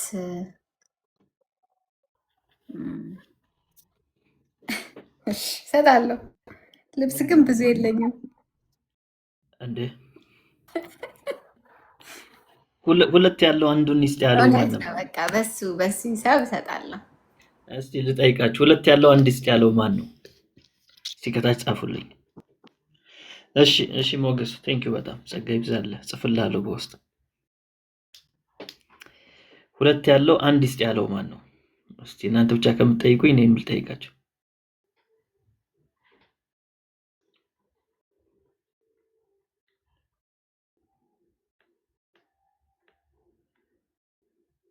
ያ መጥምቁ ዮሐንስ ነው እሱን የተናገረው። ሁለት ያለው አንድ ይስጥ ያለው ሁለት ያለው አንድ ይስጥ ያለው። በነገራችን ላይ ሁለት ማለት ሁለት እንትን ልብስ የሚለው እኛ የምንረዳበት መንገድና ዮሐንስ ያለበት መንገድ ፈጽሞ ይለያያል። ሁለት ልብስ ምን ማለት ነው መሰላችሁ? ከውስጥ ለምሳሌ አሁን በእኛ ጊዜ ምን አይነት አለባበስ እንለብሳለን? ለምሳሌ ከውስጥ ቲሸርት አድርጋችሁ ከላይ ሸሚዝ እንደማድረግ ወይም ደግሞ ከውስጥ ምንድነው የሆነ ነገር አድርጋችሁ ከላይ ጃኬት እንደማድረግ። ሁለት ልብስ ማለት እሱ ነው። እና ሁለት ያለው አንድ ይስጥ ማለት ከላይ ያለውን ስጥ ነው። ገላን የሚሸፍነውን አትነከውም። ገላ ራቁት መሆን የለበትም። ስለዚህ ገላን የሚሸፍነውን እሱን አትነካ። ከሱ በላይ ያለውን ሁለተኛውን ገላውን ላልተሸፈነ ሰው ስጥ ነው እዛ ጋር ዮሐንስ እየተናገረ ያለው። በዘመኑ ሁለት ልብስ ነበር የሚያደርጉት። በተለይ ሞደስት የሚባል አለባበስ አለ እና ከላይ የሚያደርጉት ልብስ በተለይ ሁለተኛውን የሚያደርጉ ሰዎች በዘመኑ ሞደስት የሚባሉ ሰዎች ናቸው። ትክክለኛ የሆነ አለባበስ የሚለብሱ የሶሳይቲውን ሕግ መርህ በደንብ የሚጠብቁ ሰዎች ናቸው እና ሁለት ያለው አንድ ይስጥ ሲል ሞደስት ከመሆን በላይ ወንድም ይበልጥብሃል እና ወንድም ምንም ልብስ ከሌለው ራቁትን ከሆነ ከላይ ያለውን አንደኛውን ልብስ ስጥ ነው እያለ ያለው ዮሐንስ። እንደዛ ነው ኮንቴክስቱ። ምናልባት ኔክስት ዊክ ካስፈለገ አሳያችኋለሁ በዘመኑ የነበረውን አለባበስ። ጌታ ራሱ ሁለት ልብስ ነበር የነበረው። ያቺ ደም ይፈሳት የነበረችዋ ሴት ኪጄ ምኑን ልንካው ነው ያለችው? የልብሱን ጫፍ ነው ያለችው። ያ ጫፍ የሚለው ጺጺት የሚል ቃል አለውና ከላይ የሚያደርጉት እንደመጎናጸፊያ ነው እና ያን ጫፉን ጺጺቱን የነካ ይድናል የሚል ትምህርት ነበር በጊዜው። የሁለተኛ ቴምፕል ሊትሬቸር የሚባሉ አሉ። እዛ ላይ እንደዚህ አይነት ልምድ ነበር ማለት እንደዚህ አይነት እንደ ትንቢታዊ ቃሎችም ነበሩ። የመሲሁን ጫፍ የነካ የልብሱን ጫፍ ጺጺቱን የነካ ይድናል የሚል የሰከንድ ቴምፕል ሊትሬቸር የሚባሉ ነበሩና ያን ነገር ታውቃለች እቺ ሴት። ዝም ብላ አይደለም የልብሱን ጫፍ ያለችው፣ ዝም ብላ ከመሬት ተነስታ አይደለም። ያ ነገር ስላለ ነው እና ጫፉን የነካ ይድናል የሚል ነገር ስለነበር ኪዳ ጫፉን ነካችና ዳነች። ከዛ ኢየሱስ አስተካከላት፣ ቴዎሎጂውን አስተካከለው። ምንድን ያለው? ጫፉን ስለነካሽ ነው አላላትም፣ እምነትሽ ነው ያዳነሽ አላት። ያችሁ ጨርቁ አይደለም ጉዳዩ እምነት ነውና ፐርሰኑ ነው የሚያድነው ልብሱ ሳይሆን። ስለዚህ ያን የነበረ ስነ መለኮታዊ አስተሳሰብ ነበር። በዛ መንገድ ሄደች ሴትዮዋ። ጌታ ደግሞ ሙሉ አደረገው ማለት ነው። ሙሉ አደረገው እና ጌታ ራሱ የሚለብሱ የነበረው አለባበሱ በጣም ሞደስት የሆነ አለባበስ ነበር የሚለብሰው። ከላይ መጎናጸፊያን ያደርግ ነበር። ስለዚህ ልብስ የሚለው ራሱ በነገራችን ላይ ኪንግደሙ ላይ ራሱን የቻለ ትምህርት አለው። ቅድም እንዳሳያችሁ ብል የሚበላው ልብስን ነው። ልብስ ራሱ ምንድን ነው ከተባለ በኢየሱስ ክርስቶስ ምሳሌ ውስጥ ልብስን እናገኛለን። ለምሳሌ ከሰርጉ ቤት የተባረረ ሰው ትዝ ይላችኋል? ለሰርጉ የሚመጥን ልብስ ያለበሰ እንደዚህ አይነት ነገሮች አሉ። ኤኒዌይስ ነገር ሲያነሳው ወደዛ ገባን። እና ታስተምረናለህ እሱን ወይስ ላስተምራችሁ ልብስን እንዴ? እንዳይሰፋ እኮ ብዬ ነው።